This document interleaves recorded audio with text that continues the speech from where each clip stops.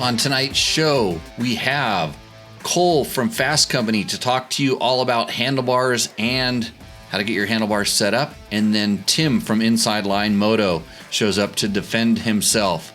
Well, actually, he's just going to talk about what an awesome ride he got to go on. And he probably won't talk about how he thinks we're hiding the episodes from him because we always make jokes about him and Logan. But you're just going to have to listen to the show.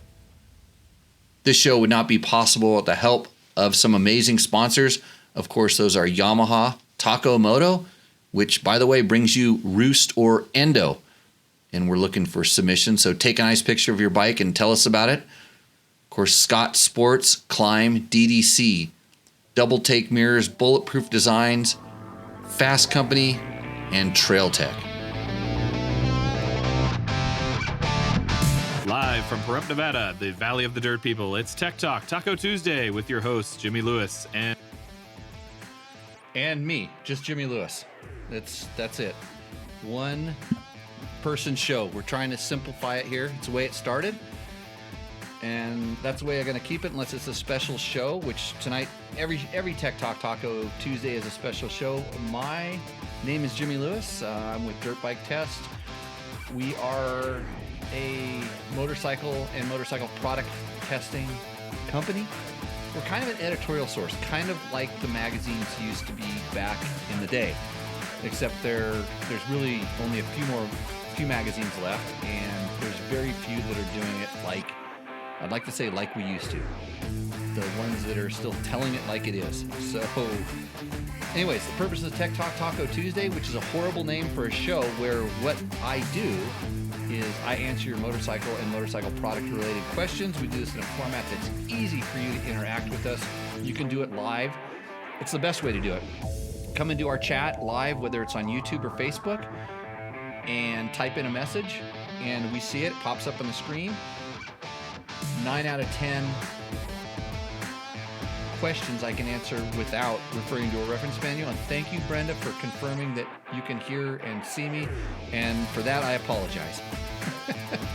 So, yeah, pretty empty studio tonight.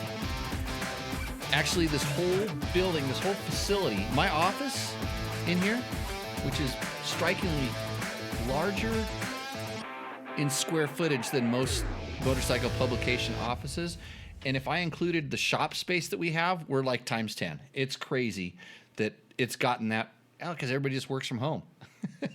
And I used to do a lot of my best work at home because I could think and concentrate and wasn't distracted by people kind of cruising around the office. But yeah, that it's just come down to all you need is an iPhone. Basically, you need an iPhone, and then you can be a journalist, a motorcycle journalist.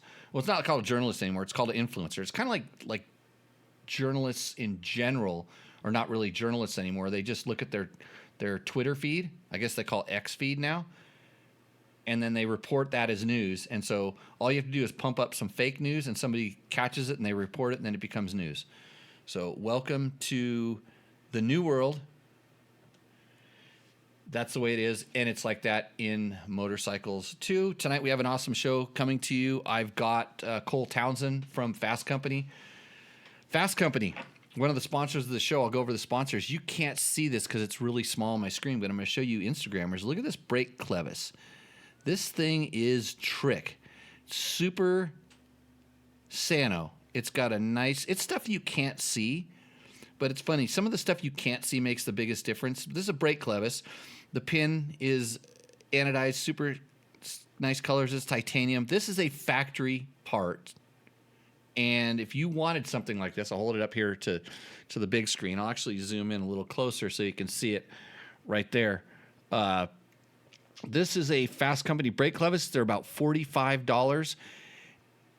And if you want to make your bike super factory, that and their brake pedal return spring, especially for the KTMs with the junky stock spring that comes with it, those are really Sano parts. Can you see them? Probably not. But if somebody was really looking at your bike close and they saw that stuff on there, they would know you knew what you were doing. But anyways, Cole Townsend from Fasst Company's coming on. He's going to come and talk about handlebars. Why should we talk about handlebars? Well, it's one of the two places that you hang on to control your bike. Actually, you shouldn't even be hanging on to it. You should be using your handlebar controls, your handlebar and all the controls mounted to it to control your motorcycle and not hanging on to it. Because if you're doing it right, you anticipate what is going on, and then the controls are right there where you need them. That's why it's important to have your handlebar. And I say handlebars. It's really a single bar. The handlebar is where it needs to be, so your controls are where they need to be, so you can ride properly. By the way, my name is Jimmy Lewis. I run an off-road riding school called Jimmy Lewis Off-Road Training. We just released our fall schedule, so if you want to become a better rider, go to www.jimmylewisoffroad.com. I dare you. I'm actually going to make a guarantee. I'm going to do a guarantee for the schools, because people don't believe that it really works, the stuff that we teach. It's finally because the influencers and the people that post on YouTube and the pundits that are commentating on different motorcycle relating activities are finally sort of catching on to what we've been teaching for the past 20 years. It's amazing. We caught on to what we were teaching about 15 years ago and then ran with it. We're not making this crap up. Anyways, www.jimmylewisoffroad.com. Our dates are not up on the website because you have to subscribe to the newsletter because our classes sell out and then you can't get in. So we give our newsletter subscribers at least the first chance. Then we put them up on the website. Our other sponsors, thank God for other sponsors. Yamaha has been sponsoring us for a better part of a year now. I love Yamaha because I like YZ125s, I like WR450s, and I really like Tenere 700s. I have a vlog on the Tenere 700. Actually, I know, you know what? I can actually put that up here. I wonder. Oh, I gotta switch it here to this. Hold on. This is where I'm doing some buttons here. You can, and so if you're watching this, if you're listening to it, you can't see this, but of course you're watching it. My Tenere 700 got loaded, and now you can see the Tenere on the vlog that we have there. Go to dirtbiketest.com or our YouTube channel to see any of the stuff that we do. Those are our places. It's simple, dirtbiketest.com. Just search it. It'll come up, and you can probably, if you have a question, motorcycle question, if you search it on dirtbiketest.com, you're probably going to get an answer that's fairly accurate. So a Facebook user says, any opinion on the 18-inch front wheels fad that is trending? It's not a trending fad. It's something that started back in the 1960s. So don't get excited about that. If it started retrending again, this is just like everything else. It has cycles and phases. I've ridden bikes like that. I know guys that swore by it. They were generally guys that rode bikes back in the 1960s and early 70s. They were riding Triumph desert sleds and on big, heavy bikes that didn't handle very well. For sure, this worked. If this 18-inch front wheel thing really worked, you would start seeing manufacturers, at least one of them, would at least go out on a limb and try it. Or you would see someone race with it and start winning. And that's what really, when someone races with it and starts winning, then you know it works because there's some advantage to it. But I understand that the 18-inch front wheel is kind of a thing for, let's say, old, slow trail riders that want their front wheel to float in the sand. And so I'm completely down with you. I understand what you're trying to get at. It's really, it has some advantages, but the disadvantages for most riders completely outweigh any advantages. If you're completely out of balance and you need to have your front end grab extra traction, then that might work. But it also doesn't roll over the bumps as well. So it tends to get caught, and it's super heavy, and it makes the bike handle really slow. And so if I'm advertising for my school, which I do, come and see me. I can fix your need for that front wheel. But there's also a lot other things. Like I said, it just for most people, it just doesn't work. If you get a chance to try it because you're going to love it or hate it. And if you love it, there's a problem with the way you are riding. So, yeah, you're might get a Fat Cat. Maybe you get a Honda Fat Cat or a Yamaha. Yamaha makes a TW200. I think they still make it. That is going on the same principle, and that gives you 270% of the same feeling, which means a lot more. So if you like that feeling, then, and that's an easier way to see whether you would like that, then maybe go there. But boy, are there some disadvantages to it that really outweigh the positives. Although I couldn't talk my really old friends because they were really old and they were really set in their ways, and that's what they wanted to do, out of it, even after they rode some of my bikes, and they said, because they were mostly talking about how it made their suspension better, and their suspension on their bike was just plain crap to begin with, mostly because they never set their sag. As I set the sag on one of the guy's bikes, and all of a sudden he didn't like his 18-inch front wheel anymore. He had to put his sag back way out of spec. But he also wanted a lower seat height too, so lots of different things. So that's what I think about that. That's the kind of question you can ask on this show. I give you my opinion, and I can see why it works for certain things work for certain people. And even though I have really awesome sponsors, again, like Taco Moto, Scott Sports, Climb, DDC Sprockets, Trail Tech, and Fasst Company, as well as Bulletproof Designs and Double Take Mirrors, those sponsors will allow me to talk about other people's stuff. I can say bad things about their products, although it's hard to do because the reason I have them as sponsors is because I really do enjoy and like it. But if you ask me a question, let's say you're going to ask me a question about a DDC sprocket. These are these awesome lightweight stainless steel chain rings. It's our first sponsor on the show. Long time ago, 202 episodes ago. He said he'd do this. I can probably, if you want the lightest sprocket out there, this isn't it because it's made out of stainless steel and it's designed to last forever. If you want a lighter sprocket, there's probably something better if that's your criteria. Yes, you're going to be replacing more. I can say that, and he's not going to call up and say, I quit advertising. So that's how this show works.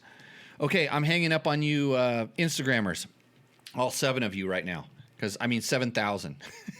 Come and watch us on the other live feeds because I've got to call in and I've got to do a call in on this. I got to plug my computer into my thing. See you. X the live show. End now. Okay. Wow, I got an award or something like that. A badge. Is that how this stuff works? I'm going to continue. I gotta share it, but I also have to 202. Okay. There. Done. Share. Okay. It's when you're just one person, man. There's a lot of stuff going on. Okay, I got to get on the horn here and make sure I get my call. Boy, did I get a lot of text messages. Okay. We got our caller coming in. Hopefully it's going to be Cole Townsend. Hopefully this works. And we'll see. I'm plugging things in and doing it the way we do it back in the 2022s or 21s or whenever I started this damn show. Which line does this come in on? Okay, it comes in on that one. Hopefully we'll be able to hear him, and we'll see how this goes. Hey, if there's any strange echo or anything going on the grams and the Instagrams and stuff like that, let me know. So, oh no, you cannot. Wow, I can't get. Actually, hey Cole, how's it going? Great. How about you, Jimmy? You're live on Tech Talk Taco Tuesday. You know, my other boss for one of my other jobs just called. I should have picked up on her and said, "Hey, you want to be on Tech Talk?" Right. Right. So Cole Townsend, Fasst Company. My favorite handlebars. Yeah, been your favorite handlebars since like 2002 or 3. When did you introduce those bars? 2002. The day after what was supposed to be the MX Does Nations at Comp at Comp Park, and then they had that race at Glen Helen because Comp Park fell through. Okay. So we did a huge release, and Pirelli Tires actually piggybacked it on with us for a release of their tires. It was a good event. All the media was there, and back when there was magazines. Yeah, great magazines, great editors, people that had a philosophy about how to test motorcycles and product and review them and relay that experience to the readers. So I have a question. But in the beginning, would you agree with me that the bar was kind of, let's say, not well received, or maybe I don't want to say received, but understood? Yeah, it's always been misunderstood. It's still misunderstood until you ride with it and experience it for yourself. And it's got to be set up for you, your preferences, your body build, which is not that hard. I mean, in general, if we just put our bar off the shelf on your bike that's the proper bend, you're going to have a better day riding. But so many people have preconceived notions about it, so it's always a tough road to hoe. But yeah, the cool thing is, man, we have customers that just live and die by it, and it's the first thing they put on their bike. And sometimes those guys try different things, but they always come back to it. Right. So in when I remember when I very first rode them, I don't, even if it's something completely weird, I will try it. And then I kind of form, I don't really want to listen to all the PR speak, and this goes for new bikes or all different kinds of stuff. I just want to ride it and kind of see what it does. And I don't think I had, let's see, 2002, I think my wrists were just bad. That was just when actually, I didn't realize they were bad for another 2 or 3 years. I mean, I was still going to doctors to figure this stuff out, but I was still kind of a knucklehead, and I was still just able to hammer through stuff and beat myself up. And the frames at that point had not gotten super stiff, right? Correct? Correct, for sure. Yeah, the chassis were much more forgiving, and today, like with one of our other products, our spoke torque wrench, all the factory teams, all the OEMs, everybody calls to and buys spoke torque wrenches from us, and they want the torque set up, a bunch of different torques, and mostly because they're trying to get the chassis more compliant and get more comfort into it. But that usually has some kind of negative effect, which kind of leads back to the bar, where we get that comfort, we get the small bump compliance, we absorb all that abuse, but you're not having to soften the chassis, and you can set the suspension where you prefer, and the products kind of go hand in hand with each other. So you're okay. So you're telling me, you don't have to tell me this, but you're telling me that you have factory mechanics that want their spoke torque wrenches, which, by the way, is another amazing tool that unfortunately, Cole, I swear that I misplace mine, and I have like 3 or 4 different toolboxes, and I get so pissed off when I have to tighten my spokes and I can't find that wrench because I'm going to put it here. But you're telling me that they torque their spokes differently to get a different chassis feel on their factory bikes. Yep, to get a little more comfort out of it. Okay, that's the factory mechanic they're not allowed to do that, per se. They're not allowed to call us and change torques. I mean, the OEMs are dictating the torques from engineering at some point, so they're testing, and I don't know where they end up, but I know, there's a lot of different torques now versus before. Pretty much before, we send all our wrenches out, 90% of our wrenches out at 48 inch-pounds, which is great from an 85 on up for the majority of riders because it's not abusive to the components. It's not going to loosen up on you either. All the factory teams used to run, especially to get through Supercross whoops and survive, a main event, they're running 60, 70, Yamaha Troy ran 85 inch-pounds. Like, just the wheel was so tight, and all, it's so much strain on the components, and it's obviously transmitting a lot of abuse back to the rider. But nowadays, go ahead. That can be like people don't understand, like the way that the wheel works is when it's getting hit on one side, it's pressing on the other side. So having a really tight wheel tries to tear the spokes out of the kind of the opposite side, and then it depends on the hub. And I'm just kind of, the reason I'm bringing this up, because people a lot of times, especially new riders, and this we kind of talk to a lot of different riders in different levels, different experience levels, people new to the sport, people, they don't understand like how much engineering goes into some of the specs that are put into your manual, or some of the tuning that's available to you, with aftermarket. And hence you're just making a spoke wrench here, and we'll get to the handlebars later, because the handlebars are easy, but the level that some people would go to tune a part of the motorcycle to work better is, it's not just, I'm going to buy an ECU and put a pipe on it.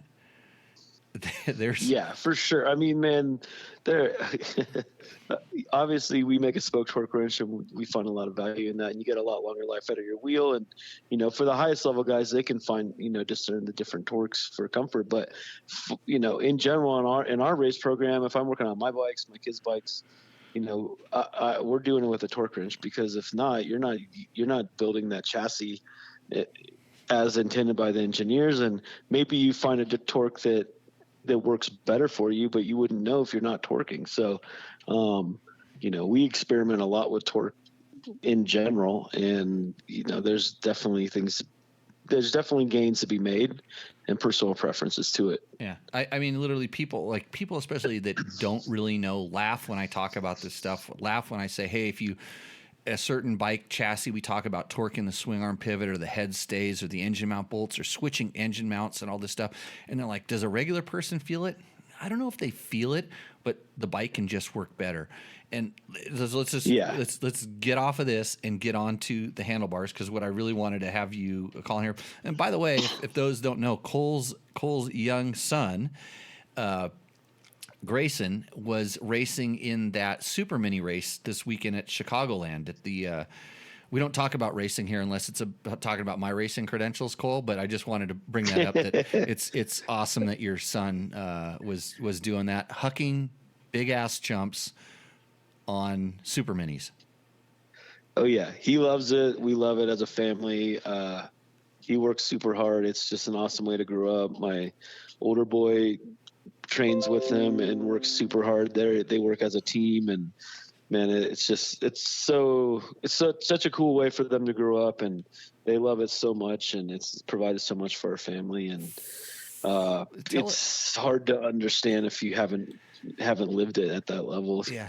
Tell everybody where they can find him on. Probably Instagram is the best place to find the kids now. Correct. Grayson Townsend. Yeah, just Grayson Townsend. He's on there. And at Gunnar Townsend. Yeah. Grayson and Gunnar Townsend. They've been on the show. They were probably like 5 inches shorter. They were running around on the back. Probably like feet shorter. Could be. I don't know. Yeah, he's getting ready to move off a super mini to get to a big bike pretty soon, huh? Yep. In a couple weeks. So yeah, it goes so fast, but it's so cool. So, okay, on to the handlebars, because you are a handlebar specialist, if there ever was one. And I'll tell the story. We kind of talked about that intro, and I said it was a little bit maybe misunderstood, and it's hard to receive, because in the beginning especially, the bar was heavy, quite a bit heavier than a standard bar. And at that time, all the handlebars were really advertising being lighter. It was a kind of a new thing, so it's different. And motorcycle, man, I remember when disc brakes were new and different, nobody liked them. I remember when, there was single shocks and nobody liked them.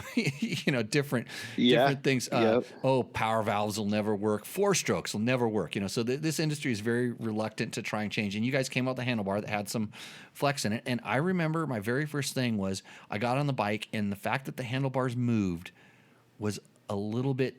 I could feel it, because I feel little things. We talked about the torque of different things. They moved, and that was different, but I didn't know whether it was good or bad. It was definitely different that day. So and I took them, and I said, hey, can I take a pair of these? I want to ride with them more. And the one thing I noticed that day, and I think I said this to you, I said, I rode them on a bike that I wasn't really happy with the forks. I couldn't get a good fork setting. And I said, well, if they do anything, they made bad forks good. They made my forks work good, because I couldn't get that initial bump compliance I wanted. And I was kind of like everything else. And like I said, I wouldn't at that point admit that I had bad wrists or that riding all these dirt bikes with stiff forks was wrecking my wrist, although I wrecked them myself. So there's all these different things that were kind of going on, and I just stuck them on. I probably stuck it on my XR 400 because that seems like where all the, I don't want to call it crap, but when you're at a magazine and you're getting all kinds of stuff, I would just put it on one of my personal bikes and put it on there because I know that I wanted to ride something that was sort of mine, and I knew exactly how it worked, and then I could dissect it. And that was probably the worst bike I ever put it on because XR already had a mushy front end. But most people don't go riding for 17 hours a day. And afterwards, my wrists would hurt. But my wrists stopped hurting. This probably, you probably prolonged my dilemmas with my doctors because I'm like, can't figure out why my wrists don't hurt sometimes when they should. It's maybe they're getting better.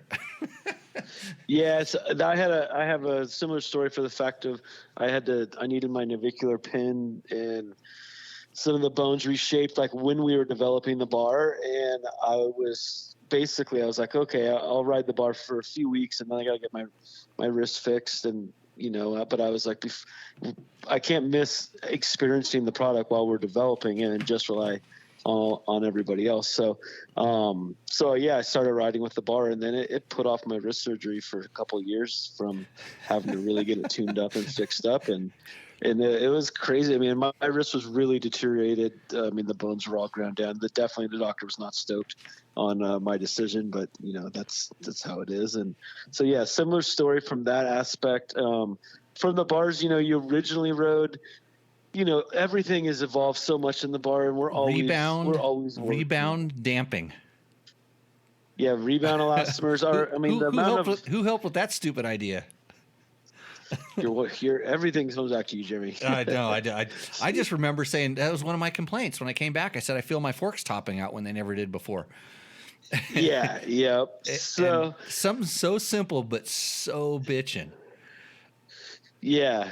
So the bar has evolved so much. We're always working to improve it. And even though it looks similar to the original release, it's just, it's such a different product. And, we've redesigned it numerous times.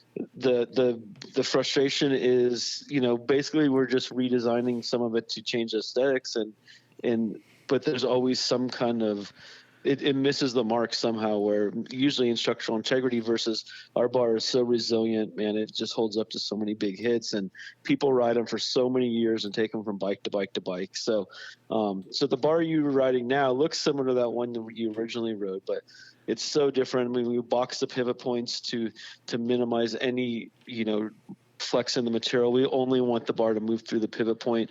We spend tremendous effort to be the stiffest product we can through the steering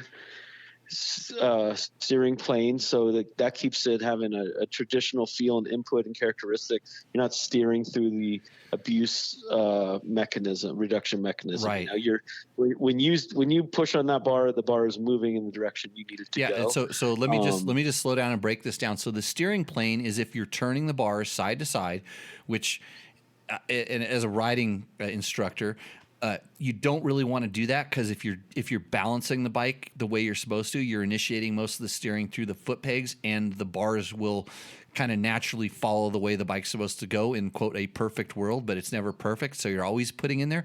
So as much as you think about pushing through the steering plane, I always think that the steering plane, the reason you need really high level feel in that is because if the bike it doesn't go naturally where it wants to go, it talks back to you and tells you that really stiff steering plane, which is, like I said, it's the bars turning, not the bump absorption.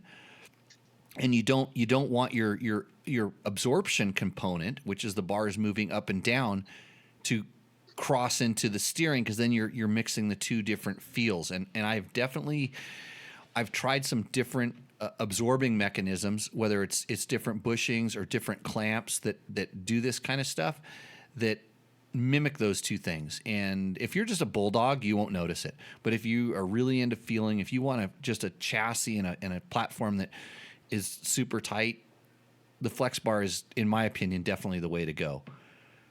For sure. Yeah. And it's not by accident. I mean, that's our philosophy. I'm not interested in doing something that, negates input or or changes the characteristic and feel in your hand, like going from a wood to an aluminum bat, or changes control, or you have to steer through something. Like if it's not applicable on a supercross bike, I'm not really interested in building it. And that's just our preference, that's our philosophy. And so that dictates we have to be extremely stiff through the steer path to be able to be forgiving in the load path. And so that philosophy, that each one complements the other. So that allows you to have a traditional feeling bar, but absorbing the abuse. Yeah.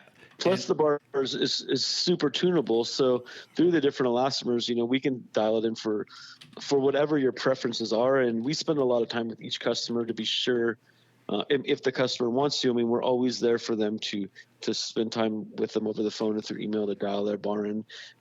Most guys just take the bar, put it on their bike, and it works so well just off the shelf that they never really think about it. But there's a lot of performance to be had if you spend a little time, tuning it. I can fully agree with that. And I think you can speak to this too, that as you learn the bar, you start going to softer and softer elastomers. I mean, a lot of times, and I used to, like I said, I talked about that movement, which was my kind of something that bothered me just a little bit in the beginning. But you're like, hey, just run stiffer elastomers. You'll still get the same benefit. And if you have the chance, this is a regular person, if you ever have somebody that has flex bars and then there's a regular bike next to it, all you have to do is take your fist, just hold up your hand, and take your fist and just drop it down on the handlebars. So I'm just kind of simulating a hammer drop. You don't have to, just let your weight of your hand drop down onto the handlebar, and do it with a Fasst Company flex handlebar and a regular bar or anybody else's damping system. It doesn't matter. Just do it like that, and you will feel the difference in what it is. And then if you want to, try hitting it on the steer plane. Like hit the bar straight on with the steer plane, and you'll notice that the other bar, if it's dampened especially, or if it's a flexier kind of handlebar or setup, you'll notice that it has less feel that way. So there's these little, that's just a run-of-the-mill street test that you can do. And like I said, I've always been a big believer. But so the question that I want you to answer, but we're going to answer, I'm going to save your question on the right handlebar, but we have a couple different questions that people have asked about the bar. Let's see. I got to go through these things. Ron Wielder says, do they make bars for mountain bikes as well? Oh, yes, they do. Yeah, and luckily Mark Daniels replied to that in the chat. So sometimes in the chat answers the questions too. But, hey, if you think I rave about the motorcycle handlebar, holy crap, is the mountain bike bar way better. and I'm not saying, it's just like that segment needs handlebars. Like they make, because like my wrists hate my mountain bike. Now I'm fine. Right. Incredible. Yeah. And I was really stoked when you got into that because I knew the need. Yeah, the mountain bike, you have so much load on your hands at all times. So it really, no matter how good a shape you're in, your hands, your wrists, everything gets fatigued or aggravated, more quickly than usually you can pedal. So like by putting our bars on, it just makes it a non-issue, and you can focus on pedaling, focus on your ride, and just enjoy it. Yeah, so not to go too deep into the mountain bike thing, but do the mountain bike guys? I know they're weight weenies. They complain about weight with everything, but do they? So they're going to complain about weight no matter what, even if it's an ounce. But and the bars really aren't that heavy. I mean, think about it. It's one hamburger. Do they complain about the bars moving? Because I know they push and pull on the handlebars. No. So just going back to the weight real quick. I mean, when we were developing the bar, weight was such an issue, but the bikes have developed so much, and the mountain bike now. I ride an e-bike, Cole. I have to admit, I ride a giant Trance. I love it. Love everything about it. I love every extra pound it has on it, especially when I push the button.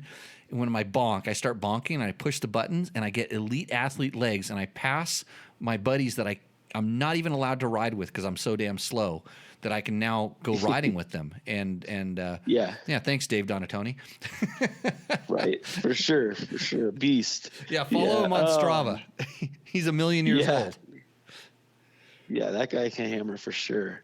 But on the weight, it's the market's changed so much that the weight is not such a consideration, and we're not that different. We're around 425 grams, so it just is what it is, and you get so much bang for your buck. There's a huge return for that. Like you're having a better day on the bike. You're not thinking about your hands and your wrists anymore. So we really seldom get any issue with the weight anymore, because the bikes in general are just so much heavier than they were at one time. I mean, if you're a weight weenie, you're a weight weenie, but those guys are pretty few and far between now, because since everybody's riding e-bikes now, they don't really care either. And then since they're riding e-bikes, we don't have to pull up on the handlebars so much. So my other question, does it matter, exactly. or do you have people that'll complain about that? I mean, I know the elastomers I find the elastomers, especially on the rebound side, what we're talking about, so much more critical. I couldn't believe how much I played around with my rebound elastomer to get that right on my mountain bike handlebar. I was going back and forth and then switching to a different compression elastomer and back and forth. And now I'm all happy with it. But here's where we talk about the tuning that's available in it. Yeah, for sure. So the bar, just like the moto bar, it's very stiff through the steer path, but forgiving the load path, and then obviously it's tunable. And most guys prefer a stiffer, equal or stiffer rebound elastomer, and there's some tunability in that. So, but you're kind of a special case, Jimmy, because you're so technical and have such a feel versus most guys put it on, see such a big difference. They just ride with it, and enjoy the product. Well, but you may not know this, but I'm actually a product tester and evaluator, Cole. I used to be a professional motorcycle racer. I don't really like to talk about my racing in the past, unless we are talking about my racing, but I always, just like with this podcast, I want to make it better. I want to make everything better. And even though you guys make a great product, and like I said, you just bolt it on and go for most people, it's like, I wonder if there's that 0.1% more that I can tune into it. And I've found that, I may make it worse by trying what you send it with standard. And just like I used to just go stiffer and stiffer on my moto bar elastomers, because the movement bothered me. You're like, don't do that. You're like, stop it. And then I started going back down, and now I'm running some of the softest settings that you guys sell, because you know what? You were right. You get used to it, and that's the good thing, is you can tune and evolve. And I started finding that I could run my fork stiffer on my motorcycle. I could run my fork stiffer, which made the bike work better, and I didn't upset the comfort of my ride in general. And so that's the whole thing. Both for the moto and the mountain bike bar, the small bump compliance is just so good. So it's picking up the stuff your suspension isn't or before it is. And so it just smooths it out. It takes all that high frequency abuse away. And but it does so, in a traditional manner where you're not noticing that per se. So properly set up bar, you're not really noticing for the most part until you're like, oh shit, this is going to hurt, or until you go back to a traditional bar and you're like, what's going on here? Like, it's so rigid and just transmitting so much abuse that it's pretty shocking though. Especially the longer you ride with the bar, like it's amazing, because you just kind of recalibrate your senses. It'd be really interesting to try, just out of stupidity, would be solid elastomers. We've made those. Like that's in testing. I never thought of this, because I would never done that level of testing on your stuff, but that would be a way to kind of feel some different things. So we got a couple questions here. Brenda says, my downhill bike won't care about the extra weight. She can't wait to get some. So when Brenda calls, just let her know that let them know you're a Tech Talk Taco Tuesday listener. And I told Cole we were going to send these brake pivot sales skyrocketing. So everybody that's looking at like the super most trick part about your bike, get one of these little suckers, and then you can just say, I'm doing it because I want to have a factory bike, right, Cole? For sure. There's a lot of factory teams that have ran our brake clevises. Yeah. I mean, they've ran almost all our products over the years. So, it's some of the stuff that I see, like that you guys were making, these little parts that you were making in the early days, Fasst company, when they were kind of getting started. It was like somebody got a really good look at a factory Honda and said, that's cool. And we're talking about, like, now I'm specifically talking about the rim lock, the little rim lock spacer. that was something that somebody overthought the simplest part ever. And how does a regular person get it? Well, Fasst Company, they had these, and I just remember because I had actually, because I used to hang out with some factory Honda mechanic guys, and some of those parts would fall off the truck, kind of a thing. And we're talking back in the 80s. Yep. Sorry to hurt your brain, but yeah, a long time ago. And so I have on. It's on, God, what bike is it on? I just saw it the other day.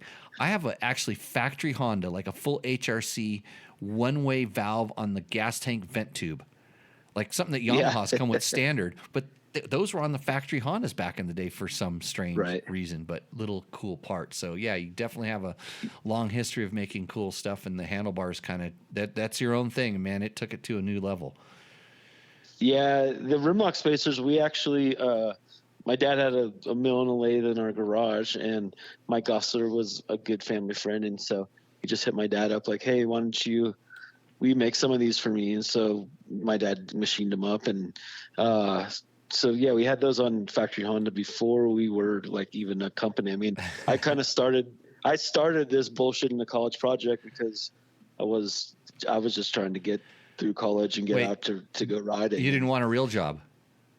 Yeah, I didn't want a real job, and yeah, that's a long time ago for sure. But so I said that we had a business building these products, and the teacher said I was full of shit, and I don't think school is for you, but you should probably look into doing this. So that's how we really started, was doing like trick custom parts for here and there for just good friends of ours that maybe didn't have access to that equipment at the time. So we had rim lock spacers. My dad gave them to Craig Monty for Sebastian Tortelli when he won LA Coliseum on a KX250, when he just came over here from MXGPs, and just walking around the pits. And it was just kind of basically a family project at the time, and then I bullshitted that school project, and it ran from there.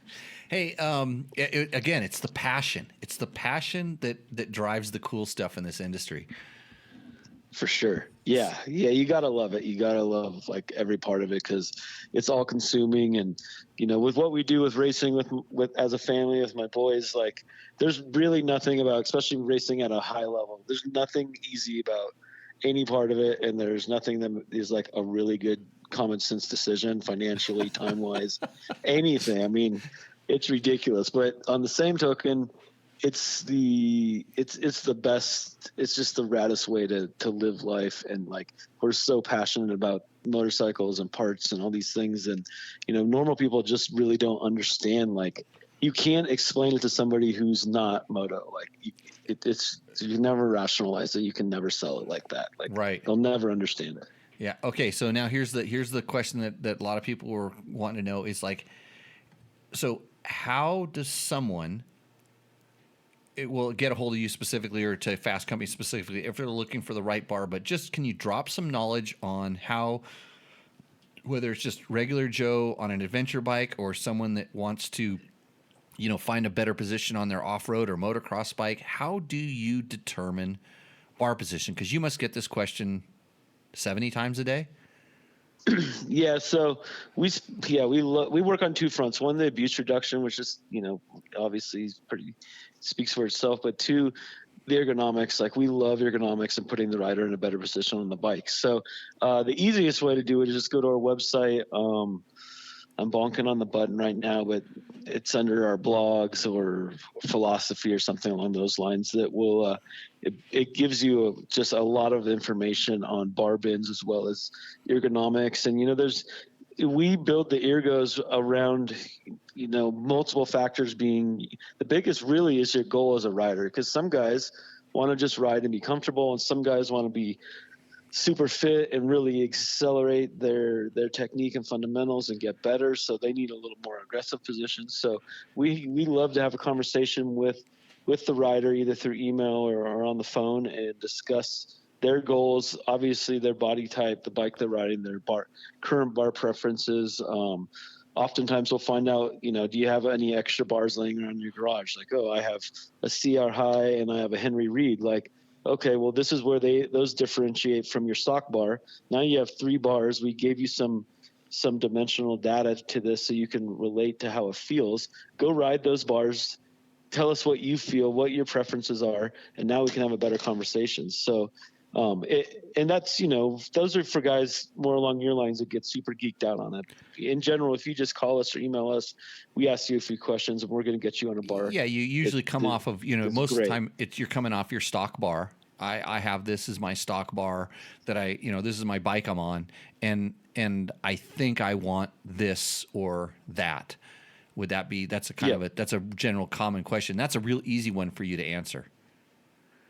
Yes, that's true. Yeah. Yeah. Because it's funny because in all these years, I don't even know whether I was talking about a Renthal bar bend or a Pro Taper bar bend or what the Honda came with or what the Yamaha came with.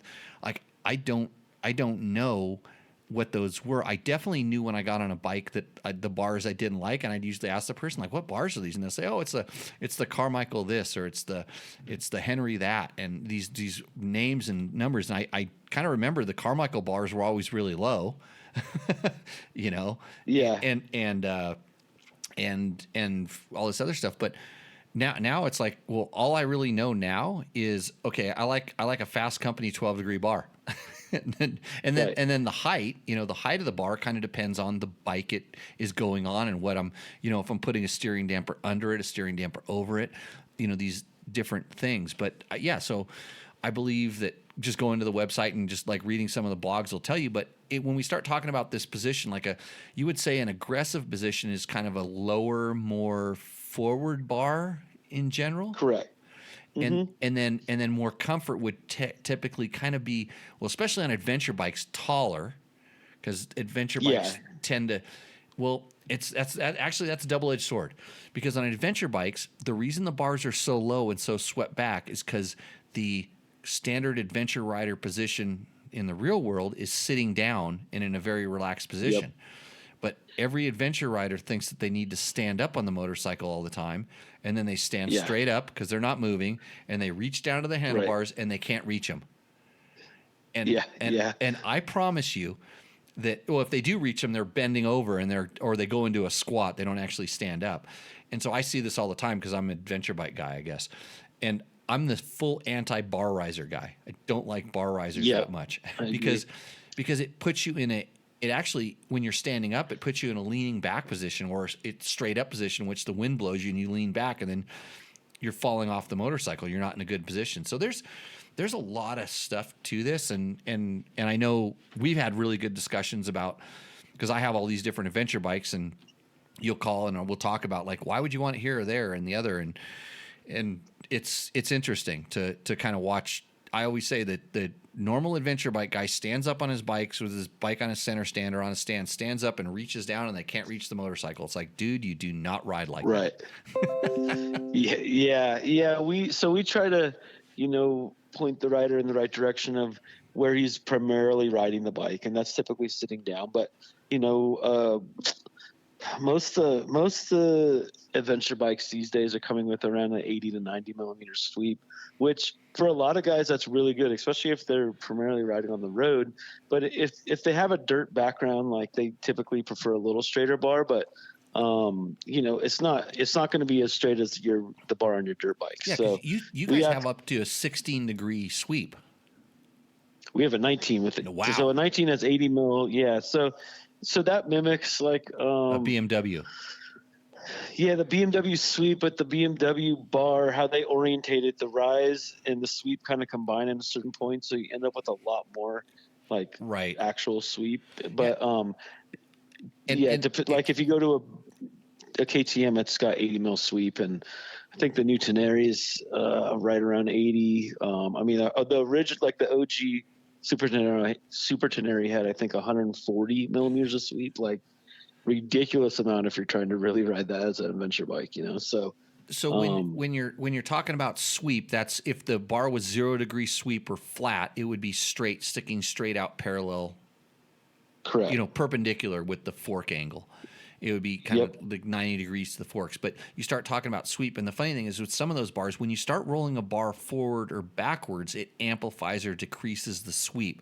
And so I know like the BMW, because I did development with them and stuff, like you talk about them rolling the bar back and having the sweep. So they're also, the sweep is bad, but the rise, the angle of the rise. Yeah. When you rotate a bar like that up, the rise becomes ridiculous. It's no longer flat. It starts dog earing. It's like you're hanging on some bullhorn. So this is where you and your rise is essentially adjustable through the elastomers to a certain extent. Yeah, through how much you preload the elastomer, and all there's a lot of our blogs have a lot of info on how the sweep turns into the rise and vice versa, and kind of like where you roll your bars, naturally kind of tells us what bar bend you need. So, I see a guy riding through the pits and I see where his bars are super far forward. He either needs a taller bar or a straighter bar or both. What's he trying to accomplish? I mean, that's something we always ask, is when the bars are really rolled one way or another, they're trying to accomplish something that the bar bend will never allow them to do. That's good. Hey, we have a YouTube, you'll like this name, Mike KMET. KMET. Remember that? Are you old enough to remember this? Sounds familiar. Sounds familiar. Like there was KMET in Los Angeles and KLOS. They were the two rock stations back in the day. Mike, I remember KMET. KLOS. Yeah. So anyways, Mike Kmet says I'm aware of them, but the explanation. He says I'm a customer now, so that's good. So Mike, when you call up Cole, tell him who you are. Tell him you found out about him on the show. And what's your code, Jimmy? I don't. Shoot, I shouldn't. I don't. Yeah, I have to look it up too. Just like you don't know the price of some of your products. Yeah, you got to remember your discount codes. Hey, if you're looking for if you call up Fasst Company and tell them you heard about it on Tech Talk Taco Tuesday, they might be willing to throw you out a discount code just because you're that kind of a listener. Especially if you share this information with like 5 or 6 friends, because the best recommendation is from another customer. In all honesty, it's pretty cool for sure. So, our word of mouth is definitely our strongest marketing. Yeah, or my word. Yeah, your word is great too. Usually. I haven't. I don't know if I've told. There's in my history I've told a couple of people that don't get flex bars, because they just describe what they're wanting and what they. I'm like, no, that's not for you. It's they're just. Usually, it's the same person that tells me that they don't need a recluse clutch. Although the recluse clutch, that don't get a recluse clutch, that spans a lot larger thing. The only one that could be larger than that is, I don't want to run a trials tire when I'm riding off road, or a trials type tire when I'm riding off road. That's a hard sell. But it's real easy to there's real easy to say, nope, you do not run a trials tire because it'll be the worst thing ever for you. It's just different folks, different things. So hey, Cole, I'm super stoked you came on the show, and it's good to have you on again. It was fun doing the show at the shop that one time. Oh yeah, you got to come back. I want to come back. I definitely want to come back up there. I want to go rip around with your kids. I want to do. I still me and Grayson still have a figure 8 contest to work out. Anytime you guys are passing through, it's not easy right now because the roads are washed out. But if you're ever passing through and need a place to stop for a day, I'll water my figure 8s, I'll water my flat track, and I will put it to that kid. Just ask Andrew Short. His kid, I mean, not nearly on the level of Grayson, but his kid, I taught him a thing or two about looking back, like what happens when you look back and you're not supposed to. Yeah. And then put him in a world of hurt in the figure 8s and the flat track. So my money is on you. I love to get under his skin. I like to just feed it to the kids, and I challenge them every day to come out here and show the old man up.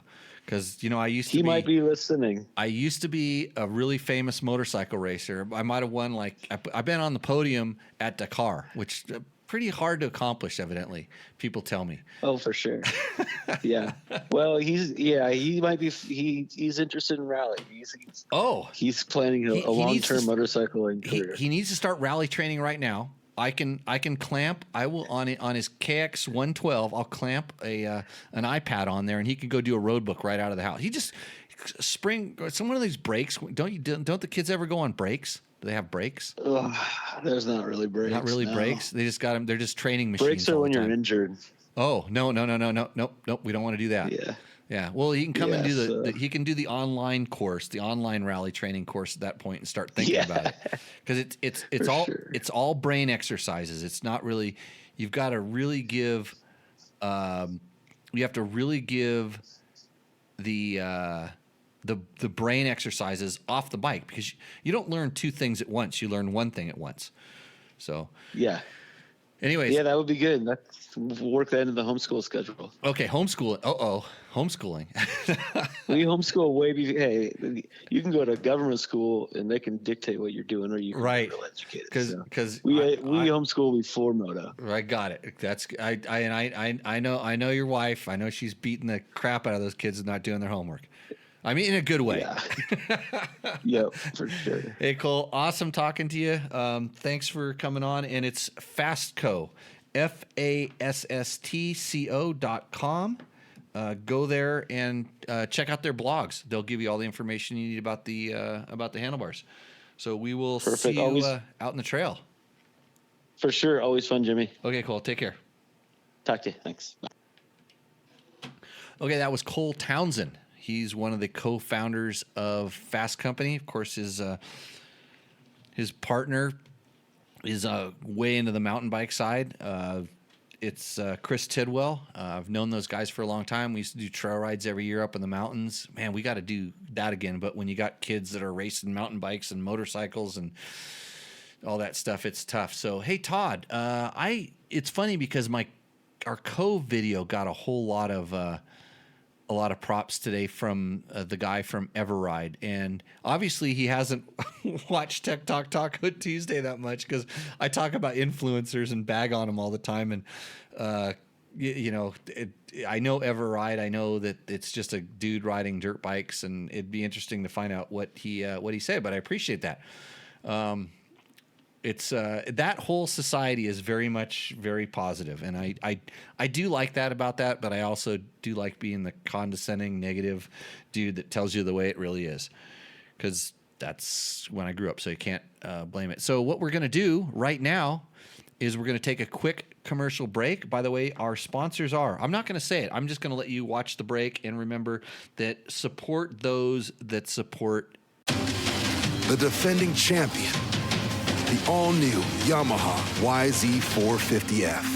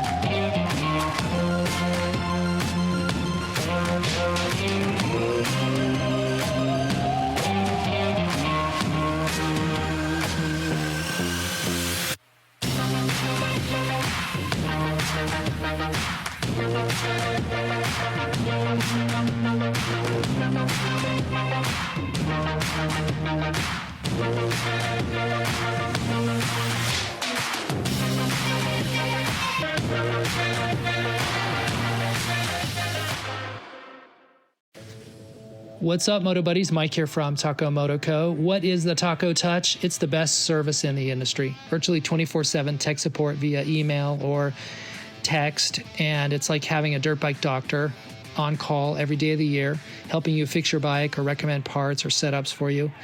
If you've ever received an order from us, you'll know that the Taco Touch extends to our fulfillment, and our orders come with the coolest stickers that you've ever had, buying parts from anybody before, and a handful of root beer barrel candies. All of our Taco Moto Co. branded components come with a no questions asked lifetime warranty, and we'll even extend out the warranty of other manufacturers, OEM, and aftermarket parts where we can, sometimes for life. We test and tune endlessly and exhaustively and obsessively. We're trying to destroy everything that we can before you get your hands on it, to look for weaknesses and to improve it, or to make recommendations to the manufacturer. And if it's something that doesn't meet grade, then we don't offer it on the store. Everything that we carry is something that we have personally used, tested, and ridden and raced, and knows meets the high Taco Touch demanding standard. Go out and get some adventure.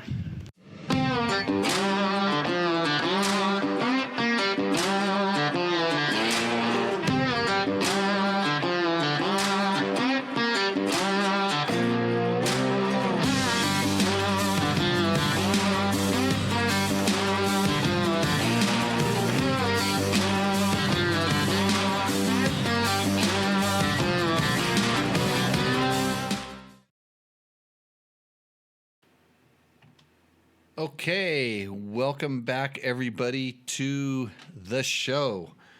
Tech Talk Taco Tuesday. This is the show where we talk about motorcycle and motorcycle related products. Thank you to all of our sponsors. The reason sponsors on this show are sponsors on the show is because they like what we're doing. They trust that we're going to tell you the way it really is. And another guy that will tell you the way that it really is Tim Skelly from Inside Line Moto. Welcome to the show, Tim. Hey, Jimmy. How's it going? I'm doing great. I hope you're ready for this. Because the only reason I'm saying that is because I think on the last two shows, we had Logan was around. Remember that Logan kid? He was your favorite co-host. And what's really important that you need to realize about Logan was, every once in a while I like to take a little sip, like to let the vocal cords wind down a little bit. Bad for all of us.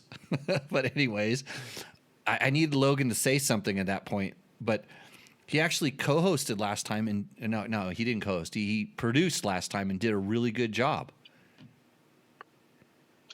Well, good enough for you to post it up so I can actually listen to it after the fact? Well, when he was doing a good job, I said, well, you're at least making one guy eat his words. So I didn't know.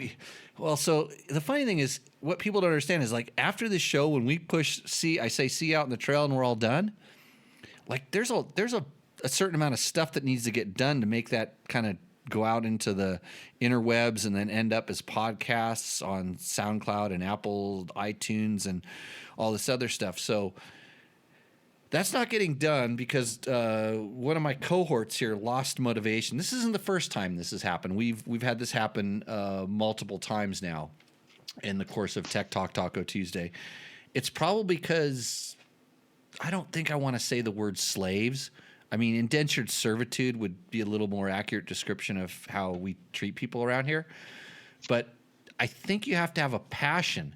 And I just don't know how you can have a passion unless you're part of your slave thing is having access to unlimited dirt bikes and great places to ride and opportunities to go ride brand new motorcycles. And I mean, I don't know why anybody would want to do that. Do you? I could fill in if you were closer by. I would, use some of my time off to do some volunteer work. I probably should hook you up with Trevor, especially when we have the opportunity to go out and ride trail bikes. We've got a really good crew of older, I'll call them like vet MX / Grand Prix riders and stuff. But I want to get Trevor hooked up with more trail rider guys that have a pretty good wealth of experience, because it's really easy to just find a regular dude that just is into riding, but somebody that has, a technical knowledge like yourself, been doing it for a long time. That's, I mean, you don't just get to be a test rider. You have to have some sort of skill that we don't possess. And sometimes that might just be location, which is Southern California for a lot of what we do. Yeah. Well, let me know. I always want to ride. There's no doubt about that. So I got to do a little business here. Because this is part of the job here, but I'm gonna go ahead and hold up some things on the screen here. Who else rode a Husaberg today? I did. Not this one. This is an old picture of me on an old Husaberg. But if you didn't ride a Husaberg today, you're nothing. But I tell you what, in new Yamahas are coming out. We're gonna ride a YZ250, which this is a YZ250. Next week, Trevor's going to ride a YZ250F. I might try to make my way out there, but I'm holding up a picture of a 1994, I believe, YZ250. And if Trevor can get this rad on a YZ250, I'll shut up, because that's pretty good. I got it clicked. We'll call it clicked out a little bit. My gear is styling for the time. I'm wearing a 6 days an ISD helmet. If you don't know what that is, Tim, did I ever tell you how much I used to race back in the day? I've heard some of the bench racing stories. Yeah. So I was on the international 6 days enduro team for the United States. I was actually on the trophy team when I shouldn't have been. I should have been on the junior team because we would have won. But the year they put me back on the junior team, then we won. But I don't like to talk about my racing too much on this show.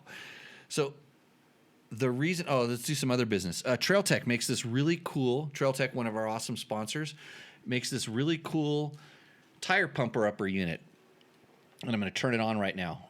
Live on this show, I'm holding up this little Trail Tech box, and it's set to pump up to 33 because I was pumping up a truck tire, by the way. And this thing will do a fully deflated truck tire, and it'll do a bunch of number of motorcycle tires. So I used to have to carry around a big pump when I used to go to the track or when I was going trail riding to make sure my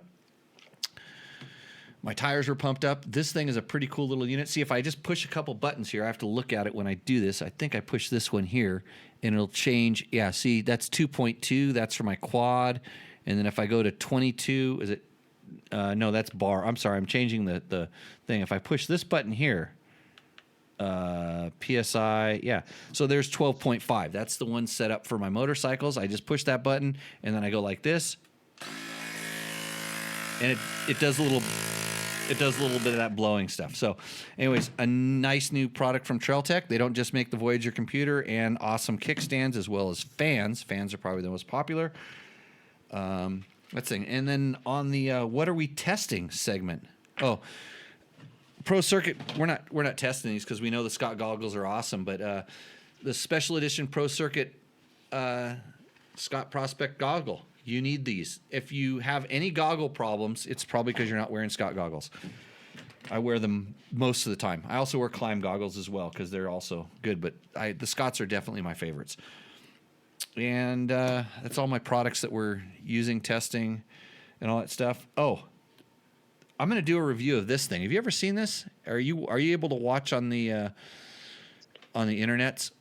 No, unfortunately not. I'm on the phone now with you and no visuals. Right. So I am holding up a tool from engduro.com, engduro.com. It's basically a billet aluminum machined tool rack, and it uses the standard kind of I don't know the measurement on it. The little fittings, like the little fittings you get for your drill motor, the pop-in drill motor. Okay. And it's the quick chucks or whatever. Quick chucks, yeah. And so it's a magnet in the center, and it's a machined aluminum thing. And all these things kind of slide in, and they stay stuck in. And then it essentially has the fittings for it. So it's like a mini T-handle tool. And I have been using this. Actually, I haven't been using it that much, and I'll tell you why. The reason I haven't been using it that much, and I want to talk to you about this, is I've been carrying less and less tools with me when I ride, as I see more and more posts from guys that want to carry fuel pumps and fuel filters and fuel injectors and an extra radiator and a spare chain and a new shock and fork springs with them when they just go on a trail ride because they're so worried about something going wrong. And I hate to say it, but I haven't been having that many problems, and I've been riding with less and less tools. In fact, I felt naked the last 2 times I rode because I kid you, I went riding with no tools whatsoever. And it's largely because I started thinking about this. I carry a phone, okay? Phone, and I generally, if I'm riding by myself, I have a tracker. Over the course of the years, I've had so few problems when I'm out riding that required tools. The amount of times I pull tools out when I'm just riding for fun is so few and far between. And I know everybody's like saying, oh, well, you got to be preventive and all this stuff. I'm like, I'm just going to risk it for a little while, carry my phone, rely on my really good support network when something goes wrong. And I might hate myself when I just need a flat-bladed screwdriver to fix my problem. But anyways, yeah, so this tool, that's why it hasn't been used that much. But in the times I've needed it, like the amount of stuff I can get done with this little sucker, flat, Phillips, Torx, the 10, the 8mm head, all the stuff I need is all in this one little thing that weighs nothing. It may be replacing my Motion Pro MP tool or the little Motion Pro other little socket thing. So, well, it's cool that it comes with the Torx because a lot of people don't carry the Torx. Like I've even switched out my clutch and brake reservoir caps to Phillips, just because I don't carry that little T15 or whatever it is, and I want to be able to. So yeah, having the Torx is kind of a slick idea. Yeah, it's and with the KTM, all of the 8mm heads have a T25 Torx in the center of it. Is that what it is? I think it's a T30. T30, yeah, it's a little bit bigger. I'm not sure. That's the funny thing with the Torx is it's so hard to see the sizes, but it's amazing how a T20, 25, and 30 will all fit the T25, or somehow you can make it work. Sometimes the big one's harder to get in there, but I've been able to. I've had a too big of a Torx, and I've made a smaller Torx head screw fit in there. Yeah. I'm answering a chat question, Brenda. Kids goggles. That's extra small helmet and extra small head, just like everything. There's kids stuff that fit the smaller people out there. So you have a new 2024 KTM 300 XCW. Correct. We saw you on the show a couple weeks ago working on that. You just got the bike. You were doing your initial kind of prep and setup. Kind of tell us what you did when you got a brand new bike. And this is in how many years you've been doing motorcycles? Yeah, I'm over 20 now. I forget now, 22 or 24, something like that. Okay. Long time. Worked at a dealership. Yeah, for about 10 or 12 years. Yep. So you have some experience all the way there. Now you work at an independent motorcycle repair shop. Yep. So you know all these things. And what did you do to set up your new bike? Yeah, well, I did order it from a shop out of state, so I got it in a crate, which was easy, just, simple, put the front wheel on, put the handlebars on, and it was more or less ready to start. But I took it apart quite a bit. I greased the steer head. I greased the swing arm bearings.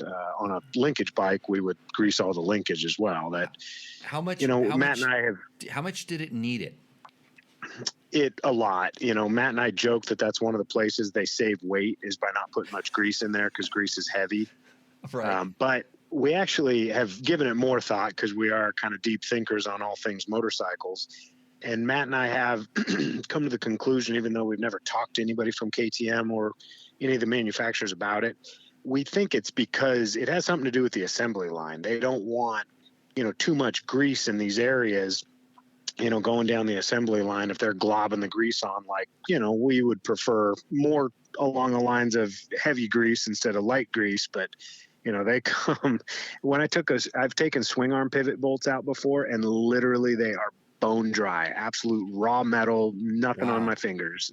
So, obviously that's going to rust if any humidity even gets in there, let alone some water. So, go through, grease it good, and, kind of give all that a look over and a lube up. But, check all the nuts and bolts. There's a lot of things, obviously all those accessories I put on, all the guards, all get put on carefully and everything's paid close attention to. Re-oil the air filter. But other than that, I didn't do, too terribly much.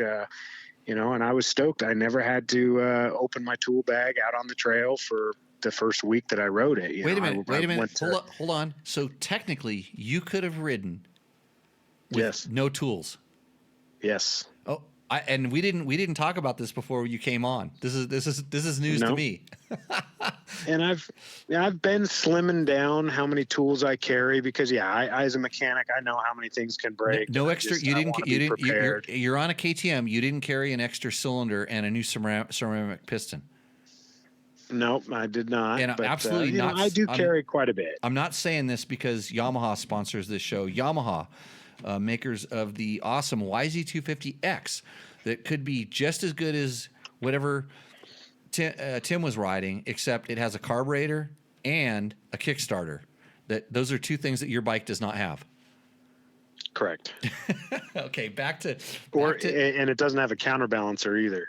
There's nope. Why would you want that extra weight spinning around uselessly inside of your motor to create a bike that doesn't handle as light and efficient?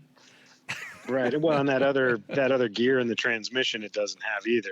It's Which one? Which one? doesn't have- Which one are you talking about? The sixth one? that one that makes it a full half dozen. Yeah, it's right. skimped, and they only Right. give you 5 of them. So okay, I'm just gonna ask a question here. So during your ride, this ride, awesome ride you went on in Colorado and Idaho, how many times were you in fifth gear, wide open, and then you needed to shift to sixth to go faster? The place I was not that kind of place. Oh, no, I'm just don't make excuses. Yeah. I'm really trying to. I'm propping you up on the Yamaha here. So you're wide open in fifth gear on your KTM 300. I mean, it's Yamaha's only 250, so it's by me not going as fast, but wide open in fifth gear, pin, and you had to shift into sixth to go faster. No, it never happened. Never happened. I was breaking it in though. Oh, how many hours did it? As a professional motorcycle mechanic? Yeah, I only logged like 17 hours or 18 That's hours. it, yeah. I had my 500 also, so Okay. I didn't ride the 300 the whole time. Got it. No, I'm just giving you a hard time. I mean, it's hey. So, how good is that bike? It is phenomenal. I mean, I need a thesaurus just to come up with more wonderful adjectives to describe it, because it's an amazing bike. I really am pleased in every way, starting with, I guess, since we're talking about it, the transmission. The transmission's magic. First gear is granny low. I would find myself lugging through gnarly rocks in second, but like for a deep river crossing or something, I'd always make sure to downshift to first to make sure I got enough, power to get me through it, not lugging it too much because I didn't want to stall it. Although I don't know that I stalled it ever. So yeah, the tranny was awesome. And then fifth and sixth gear. Have they changed that from 2023? I don't know. I haven't spent a ton of time on the newer generation, 17s, 18s, with the counterbalancer, and then obviously the newer TPI, 6 speeds. And, so I'm not sure how the trannies on those compare. I know the TPIs lug down to super, super low also. Right. So that's this is the question is like I don't think I have a problem. I have a 19300 TPI, and I don't think I have any issues with that transmission. I think it's really, really good. Maybe first gear might be just a tad tall for my liking, because I like to do stupid stuff that requires probably a lower ratio first gear than most people would like. But I don't really notice a first to second gap. I would actually not mind a first to second gear gap if I got a little lower first on my 300, but I will tell you that going from a carbureted one to a TPI, the throttle response and we'll just for lack of a better word call it jetting.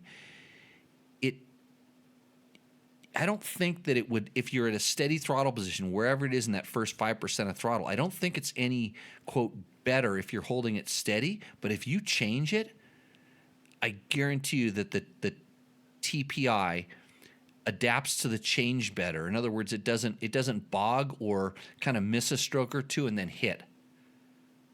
Right.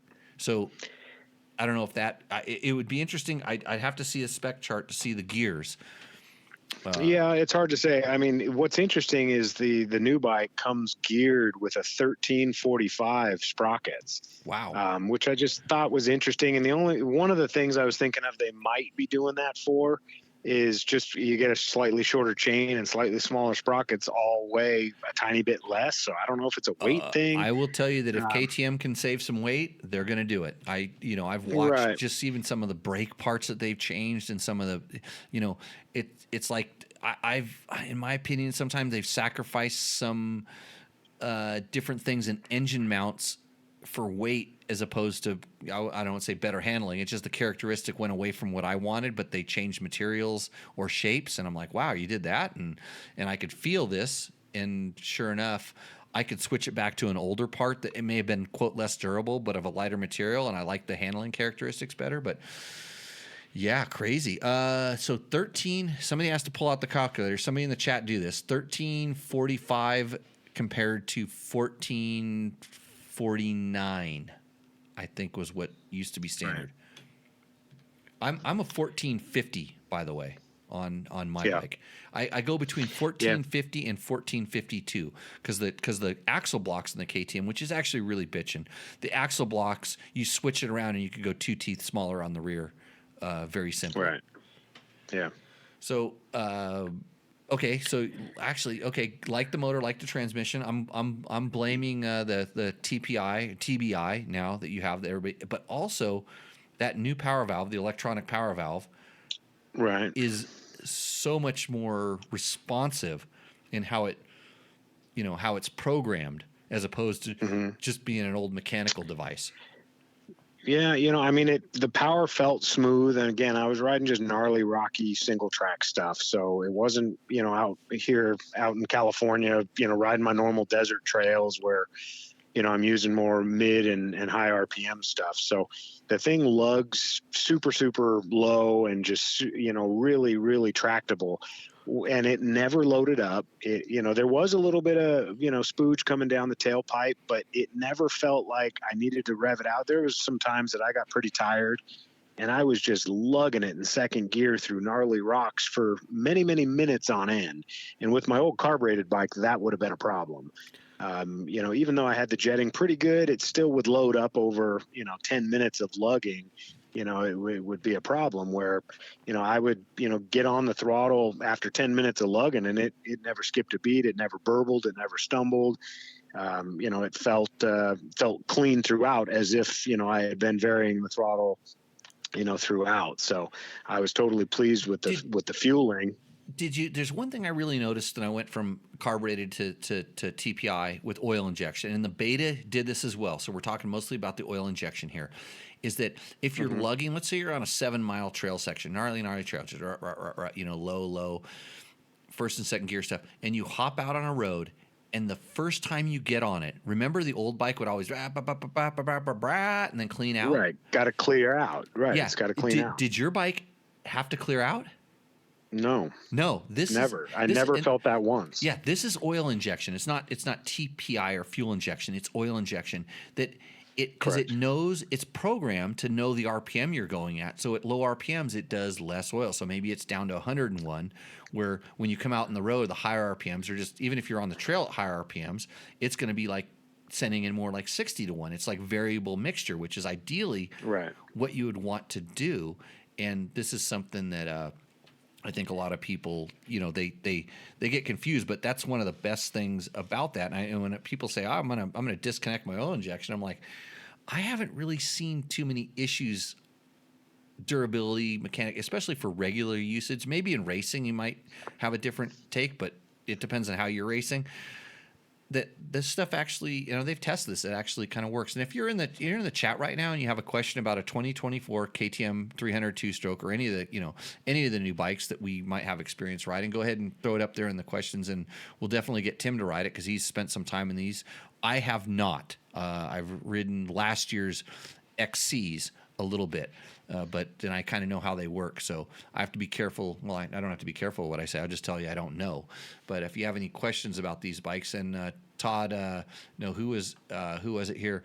TW says every new bike is always the best because you just kicked out $12,000 for it. Did you spend $12,000, Tim? I got a good deal. Got a good deal.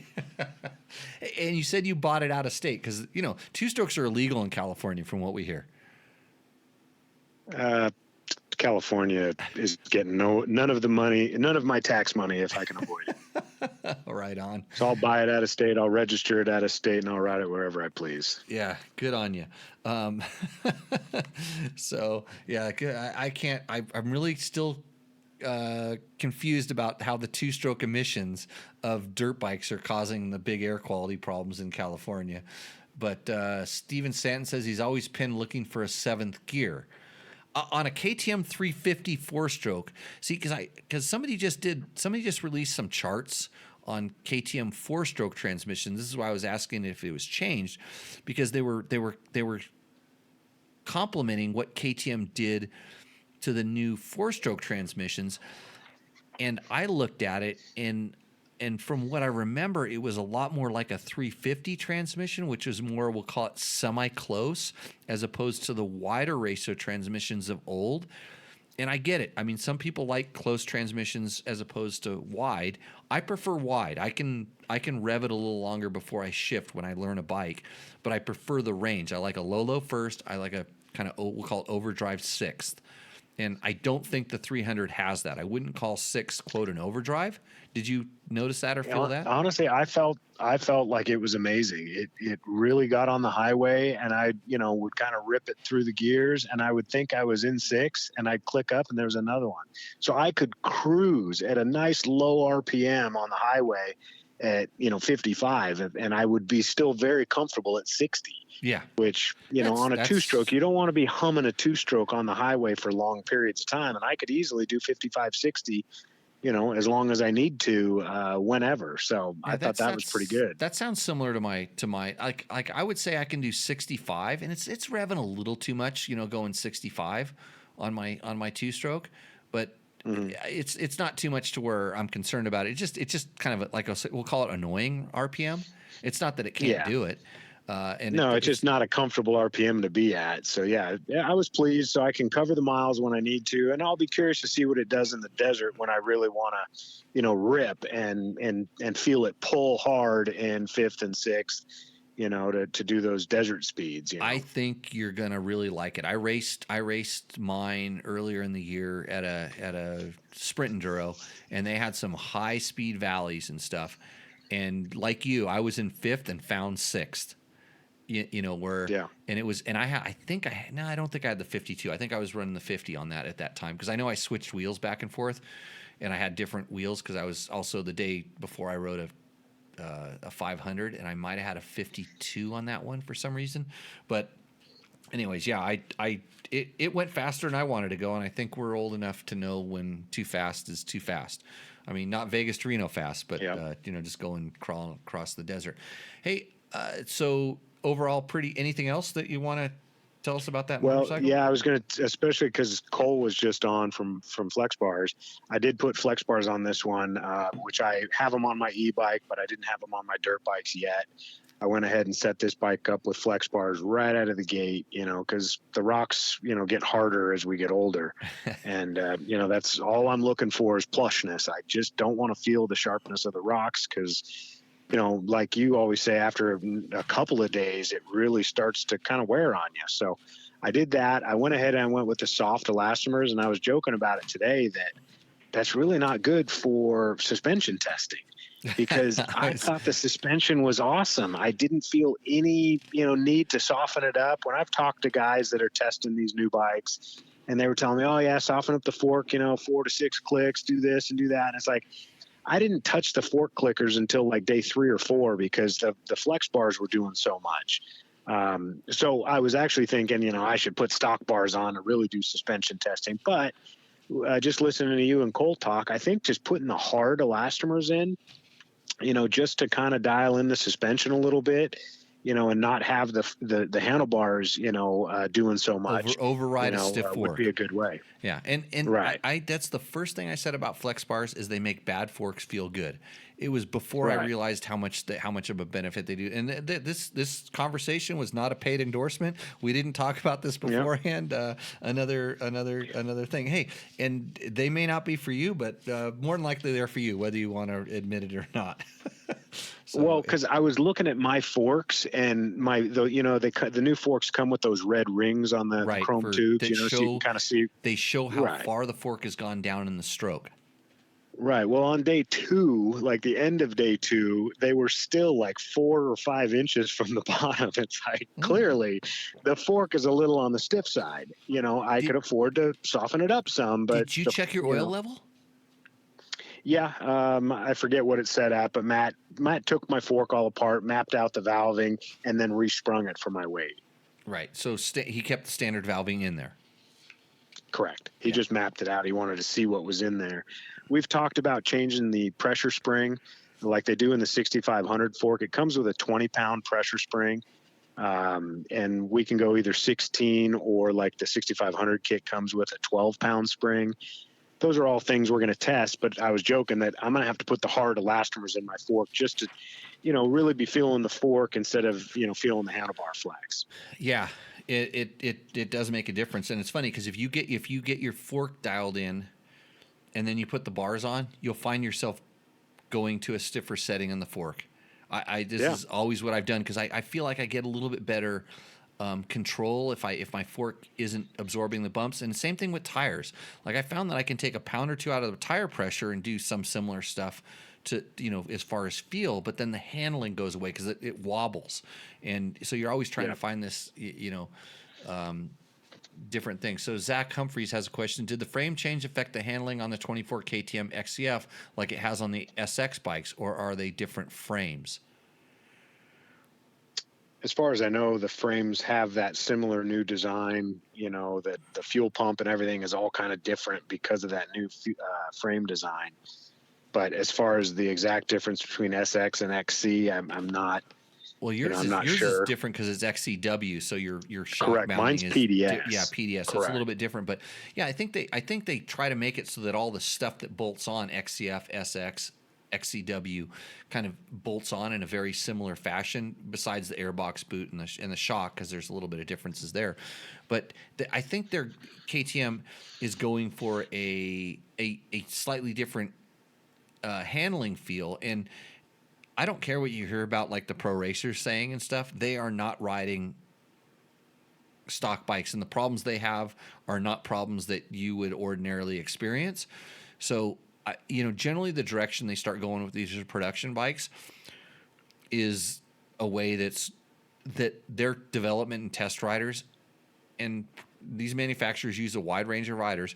They feel that that's a better direction to go. And of course they make mistakes over time, but I don't think that when I rode the new chassis on the KTM's, I said this is kind of a better direction. It was a little, we'll call it a little more predictable and comfortable than the previous generations, which may not lead itself to being as precise for a high level guy. And I think a lot of manufacturers have gone down this road. It's a double-edged sword when you start going that direction that feels better for regular people. It makes the bike more difficult to tune for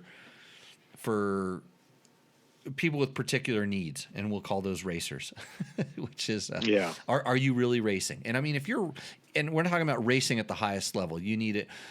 Like we're trying to build a Formula One car that everybody can buy and ride. And most people, actually, it's proven. Like they've had quote high level journalists go try to drive a Formula One car, and they won't even drive it fast enough to make the features of the car, in other words, the ground effects of the aerodynamics, work because they're petrified.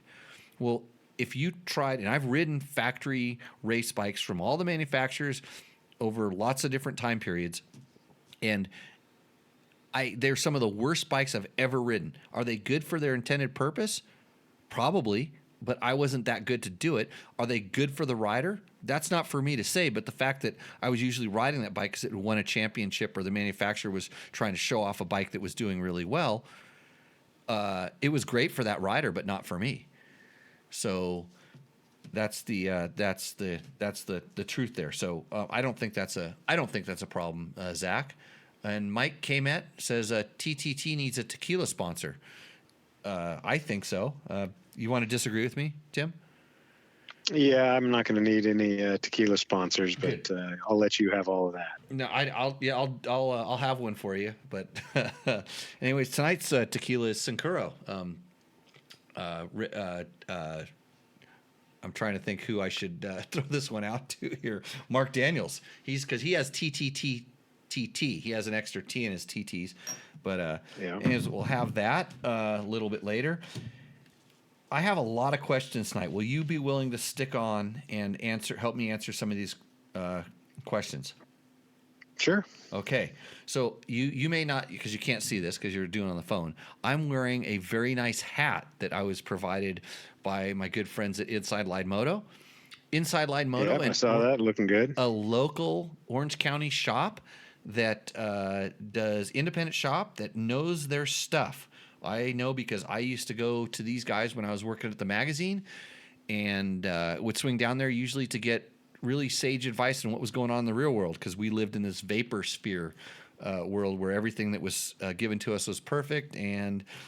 But I wanted to know what the real world was doing, so I would go talk to these guys. I remember them from working at old Z Racing back in the days, and both Tim and Matt just seem like really good guys. So if you need your bike worked on down there, I mean, we're a worldwide podcast. We have millions of viewers from all over the globe. But if you're in the Orange County area and you show up and you say, I didn't know anything about this, I need a good shop, I'm kind of in the Orange County area, Inside Line Moto, I decided to come here because I heard about it on a Tech Talk Taco Tuesday, they might be extra nice to you. Do you think?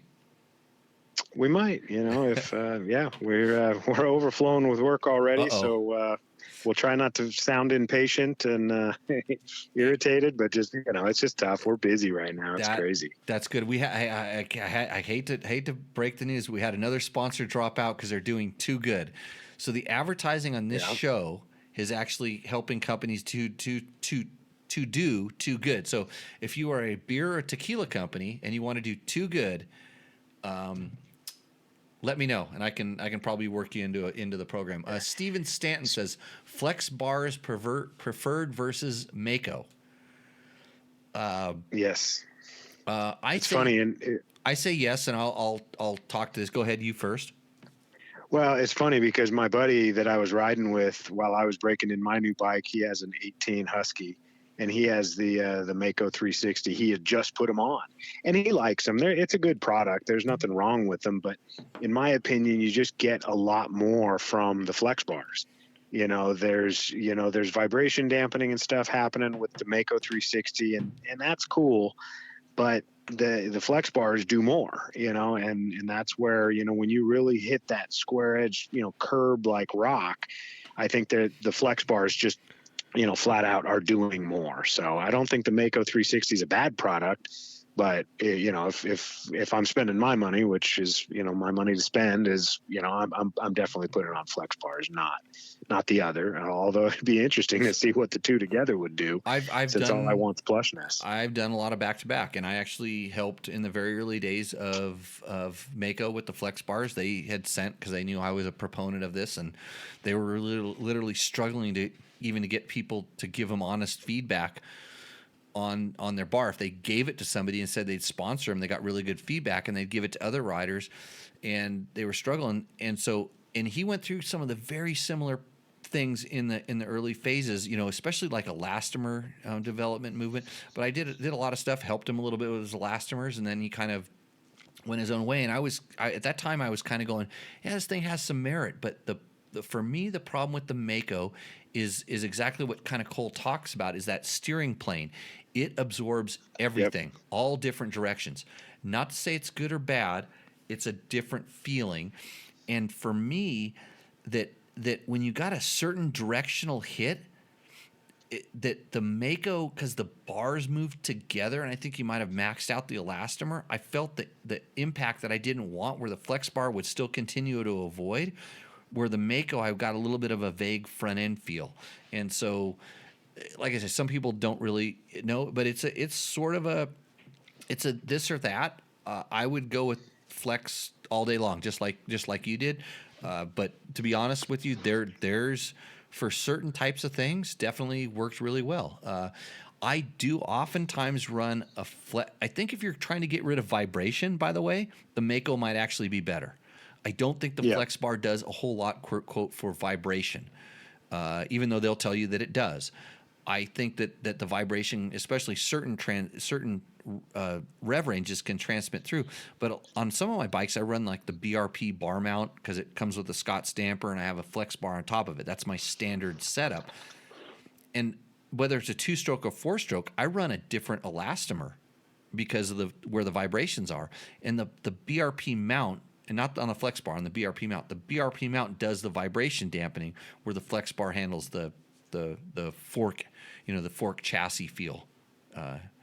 So as a way to talk about it. So, anyways, thanks for the question there. We can answer 9 out of 10 without referring to a reference manual, and thanks, Tim, for backing me up on that one. Yeah. Okay, let's hit. I was going to say. Go ahead. Oh, go ahead. No, you're. Well, I was going to say in a perfect world, I would have liked to break my bike in for a day, like more close to stock, because again, I went right to flex bars and just went and rode gnarly rocks instead of, riding it stock and then putting them on to really feel the effect. I did ride it without a stabilizer, and I got the new precision stabilizer in now. I haven't put it on yet, but I definitely miss not having a stabilizer. Even in like the Erzberg type gnarly rocks, I actually noticed the lack of a stabilizer, and I look forward to seeing what it'll do with it, but I don't know. That's where it's like, I did make quite a few changes right up front, so I didn't, I don't have stock to compare it to. Yeah. Okay. And that leads me on to my next question for you, which we're going to do after we do some questions is about customer bikes coming in brand new and modifying brand new bikes before you ride them. But I would just say on top of that, I have never ridden a bike that did not benefit from a good steering stabilizer ever. It's like I can put them on there and I don't know it's there, but when I need it, it works. And just to say this, I run a Scott steering stabilizer, steering damper.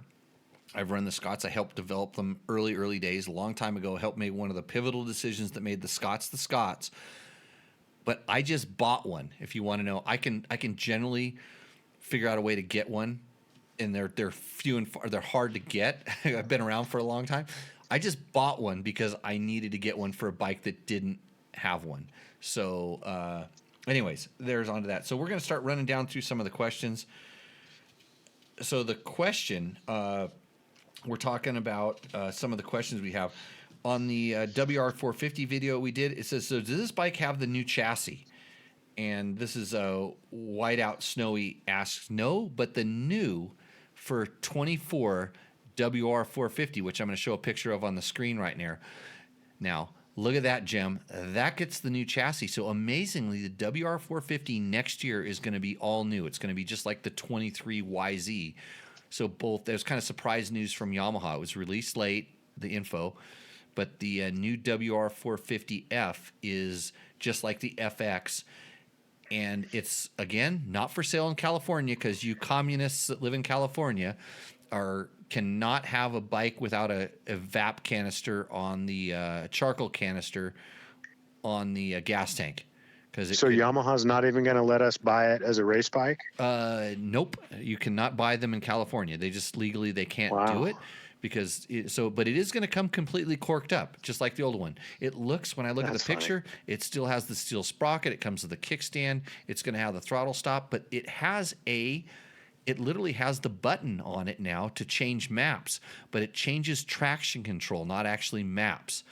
So, but I'm sure you will be able to buy a new GYTR competition ECU for it as well. So just so you know, Yamaha released the WR450F for 24. It's all new, and so that's the thing. Whitey Snowy also says better to go with the YZ450FX. It's less restrictive, better flowing pipe, more horsepower, etc. All those statements are correct in some ways, but maybe some people would like to have the lights, which it's a different ignition, more power coming out of the ECU, a slightly different suspension setting that may suit your riding. So, hey, that's why Yamaha makes a WR and an FX, so you can try both of them. And now they're both the latest, greatest as far as the YZ spec goes. But my issue is I have a 23 sitting in the garage WR that I'm making into the best ultimate bike ever, which if you want to come out and do a shootout, Tim, we'll ride that. We'll go back to back, your bike, my bike, and we'll see which one's better. Yeah. And of course, since I'm a journalist and I'm skewed, I would only say that the Yamaha is best because they are a sponsor of the show. You know this, right? Of course, I know how it works. No. Anyhow. And then Wander Bergen 6209 is asking about our YZ250FX. Would riding handlebar position be similar to that of other Yamahas like the TTR? You know the answer to this. TTR versus YZFX? Yeah, there's no comparison. What is he talking about? Yeah, it's well, he's definitely a newer rider that's kind of just curious. He Oh, might okay. might have a yeah. Well, do you get regular ordinary people that haven't ridden dirt bikes for 20 years ever come to the shop? Yeah, it's funny. I actually had a Yamaha 125 come in there just actually this morning. TTR And he brought or it YZ? in. It was a T. I know. I totally thought it was a YZ 125, and he showed up with a TTR. I was like, "Oh, we're talking about a kid's bike." No, but he was a 5'10" man, and he brought this bike in, and it was his. No, it was his his first kids. kid or somebody. And the pilot jet was plugged. No, actually, it might have been. I didn't even run the bike. All I did was threw a front tube in it. But. Okay. For sure. So, yeah, there is that. Good job. That's an easy call, easy service. Yep. Okay. On a CRF 250L, and I know these are out of your wheelhouses because these are just, we try to help out everybody on this show. We don't care if you've been riding forever. This has become kind of irrelevant because there is a 300 out now. I want to say absolutely not. Because do you know how many used CRF 250Ls there will over the course of the next 20 years be on the used bike market? A lot. I would imagine quite a few. Because a guy that buys a CRF 250L 3 years ago, if they like riding, what do you think they're going to be looking at next? Something better. A Yamaha, of course, right? A Blue Crew? Something less Chinese. Less Chinese. A Cove 450, maybe? Well, those are performance Chinese, not. We got a lot of Cove questions, by the way. You should ride one. It's. I would throw a leg over it. You know what? For you specifically, you should buy one, and I'm not kidding because I know what kind of riding you do. Yeah. The Cove might be your bike because Tim just takes off. He usually takes his KTM 950, which is definitely a well set up, well used, ridden hard, put away wet, and re-ridden again and again. KTM 950. But how many times are you out on your KTM 950 riding around, and you think, I kind of want to go there, but you know that you're on a KTM 950? Well, and that's the problem. Being on a 950 by myself really limits where I can go. When I'm on a solo ride, I'm very limited as to what I'll try because it's 600 pounds, and if it doesn't go well, I'm by myself, and that can be a problem. Where on a smaller, adventure type bike, or even my 500, I, have more liberty to try stuff because, I can get myself out. Right. And in reality, when I was riding my Tenere, and Matt was riding the Cove 450, and we got into something super gnarly, I got off my Tenere, hopped in the Cove, and went and checked it out. Yeah. Because it was like, this is going to be way safer. And we were in, I want to say we were in shit. We weren't to deep shit yet, but I'm smart enough not to ride my adventure bike into deep shit. So I took this, which is also an adventure bike, and it did everything my Tenere did on the entire ride. And I decided to take that to go realize, okay, if I go any farther, then I'm going to be in deep shit, and we have to turn around. So I went down there, looked at it, turned around, came back, said, okay, we're going back the way we came. That speaks volumes to what that bike is capable of and what it is. But yeah, Cove. So yeah, Cove might be for you. I should. When I told him when he's sold out, they're sold. Those things are selling. People are talking about him. It's all good. When I get a chance, I would like to get an actual total production one because ours have been ridden a lot, and just do what I normally do with the bike test and go out and ride it and make sure that it's all what it's all cracked up to be. And we said this about this. Ours was an early production. I don't know if it's completely standard or not, but I think it was, or at least close to it, and pretty good. So the KTM Freeride, that's the electric bike. Bring it to the mountain single track. It's not a desert bike, says Sir Marsh 3756. So Sir Marsh, I rode it in the mountains. I just don't have a video. I'm not like an Instagrammer that videos myself everything I do, like everything but taking pisses on the side of the trail. I don't do that and just repost it. So I rode it everywhere. I'm known as the pisser. And they're on. Do you forget to turn your GoPro off while you're taking a leak? Well, no, because I drink a lot of coffee in the morning before a ride, and I've ridden with some of the influencers. Oh, and they say every you time stop we too stop, much? well, no, every Oh, they time we wanna stop, film. they're photoing. Oh. Oh, they're taking photos, and it's like I'm turning around just away from everybody, taking a whiz. Hey, And, have you ever you done know. that thing where you can, like, while you're kind of riding, because you know you're on a ride, you don't want to hold anybody, so you kind of unbutton and get everything kind of unzipped while you're riding, so you can just literally step off the side of the bike and just let it go? And, No, I usually take my time when it comes to doing that. this is the racer in me. You know, I used to race Yeah, motorcycles. racer, yeah. Yeah, I have a little history in this. I could, you know, the first stage I ever won in Dakar, you know what my time included? You know, Pit stop. Oh yeah, one of those and a full-on dump ski. Nice. I did it. I did a number 2 on included in my stage time, which I won by 8 minutes. I don't like to talk about beating Stefan Peterhansel by 8 minutes in the Dakar Rally stage, but they said it was the stage that was going to separate the men from the boys. But so I was a man and I stopped and just dropped a number 2. I mean, you have to. What are you going to do? You're riding all day. It was only like 8 or 9 hours of riding. Little day, short day in the Dakar. Not like these pussy stages that the kids do these days. Ricky tells me how hard it is and never like to believe him. Okay, back to the questions. Somebody tells me about the Cove, says the DR650 weighs about the same as that, which is crazy. No. It's Chinese. It's not crazy. This thing's carrying a large amount of fuel, big gas tanks. A DR650, I wouldn't call it a light bike, but I think the motors are made very similarly. In other words, to last a long time. So, bikes 0420. What do you think bikes 0420's spare other bad habit is? I mean, part-time activity. Yeah, I could take a guess. Yeah, I guess. Okay. Podrick Payne 3167 is asking about the KTM 450 XEW. He says, can you get a green sticker for it?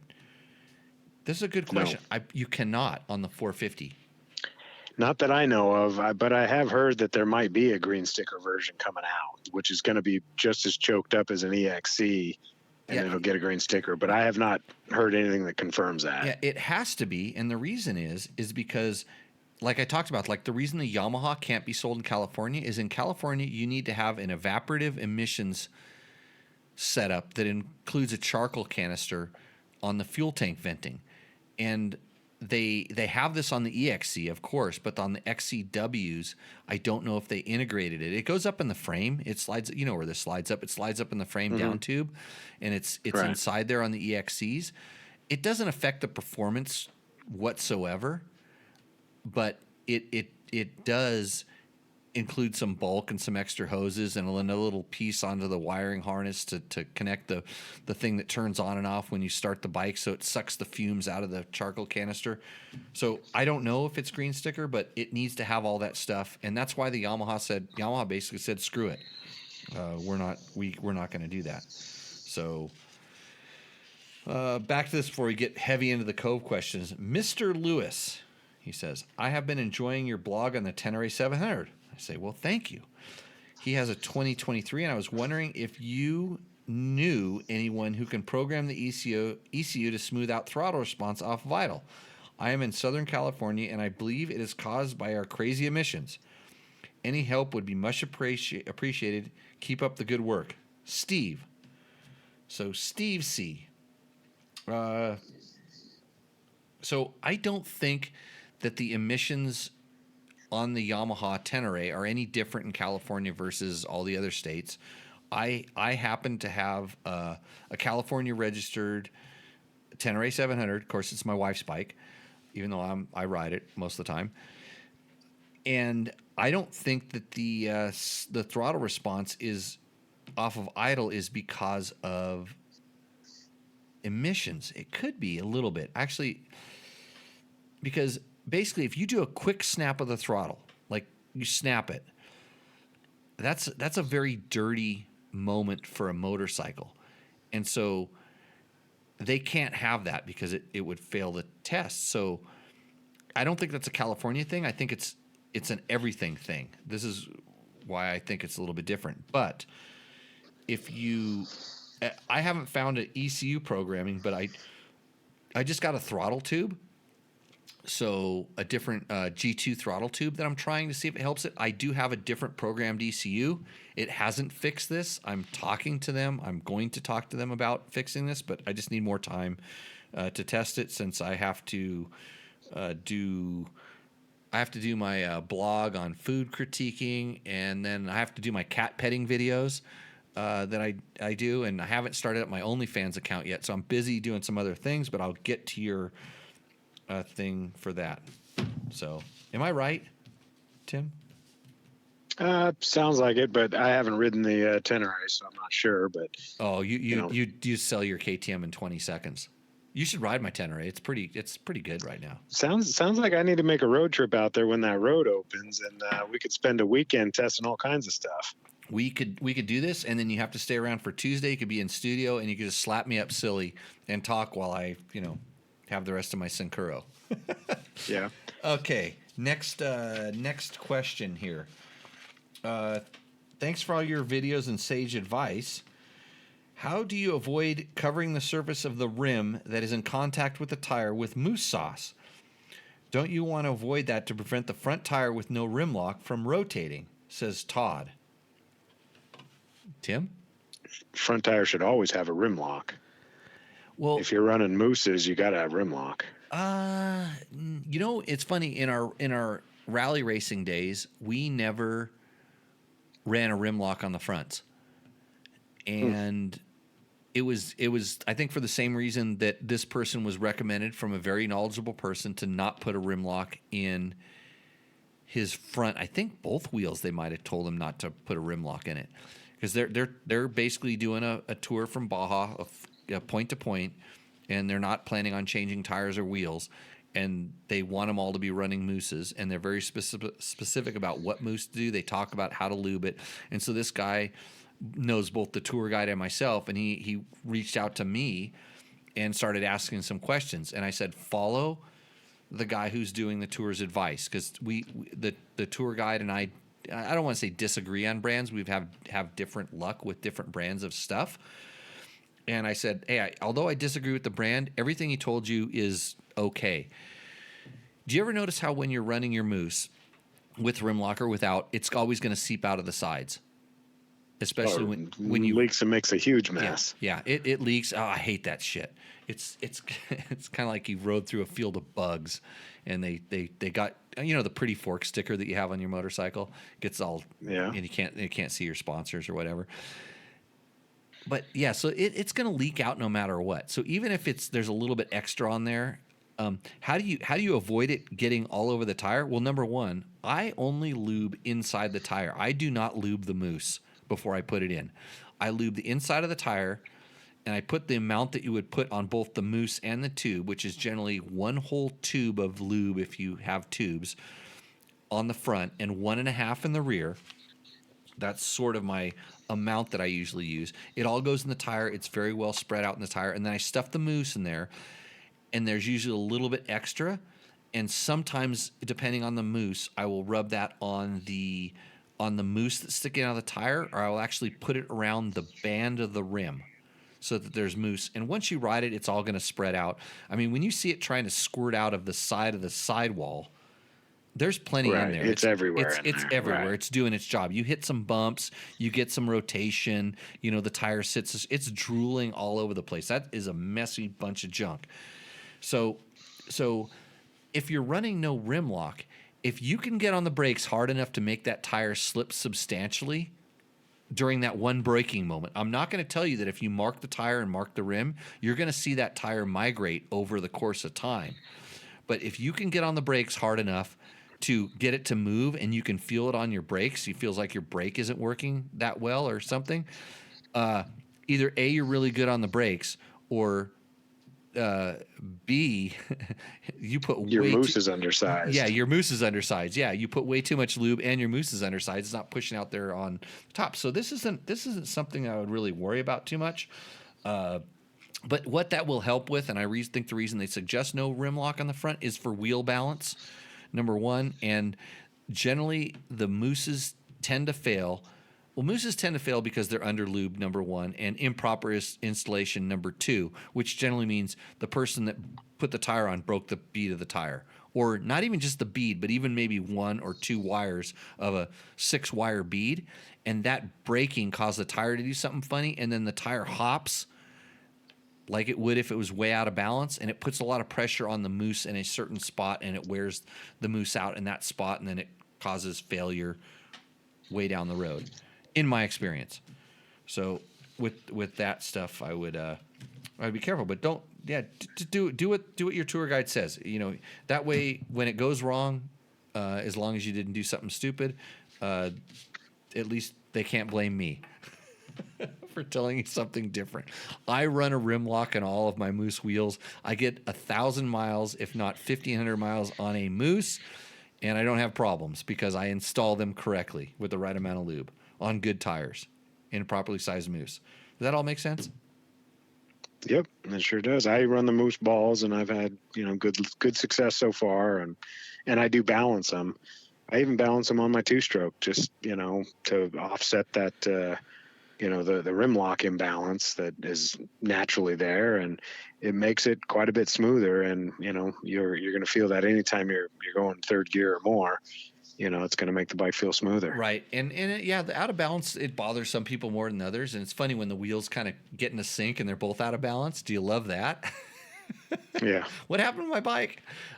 Mark Daniel says, Jimmy, on your flex bars, what color dampers are you running? For me, it's generally red dampers. Mark, for you? I got the blue on the up and the green or the yellow for the compression. So that's slightly stiffer. So softest. Oh, no, I'm softest. The softest they come with is what I got. Is blue? Red is medium, and I thought yellow was stiffer than red.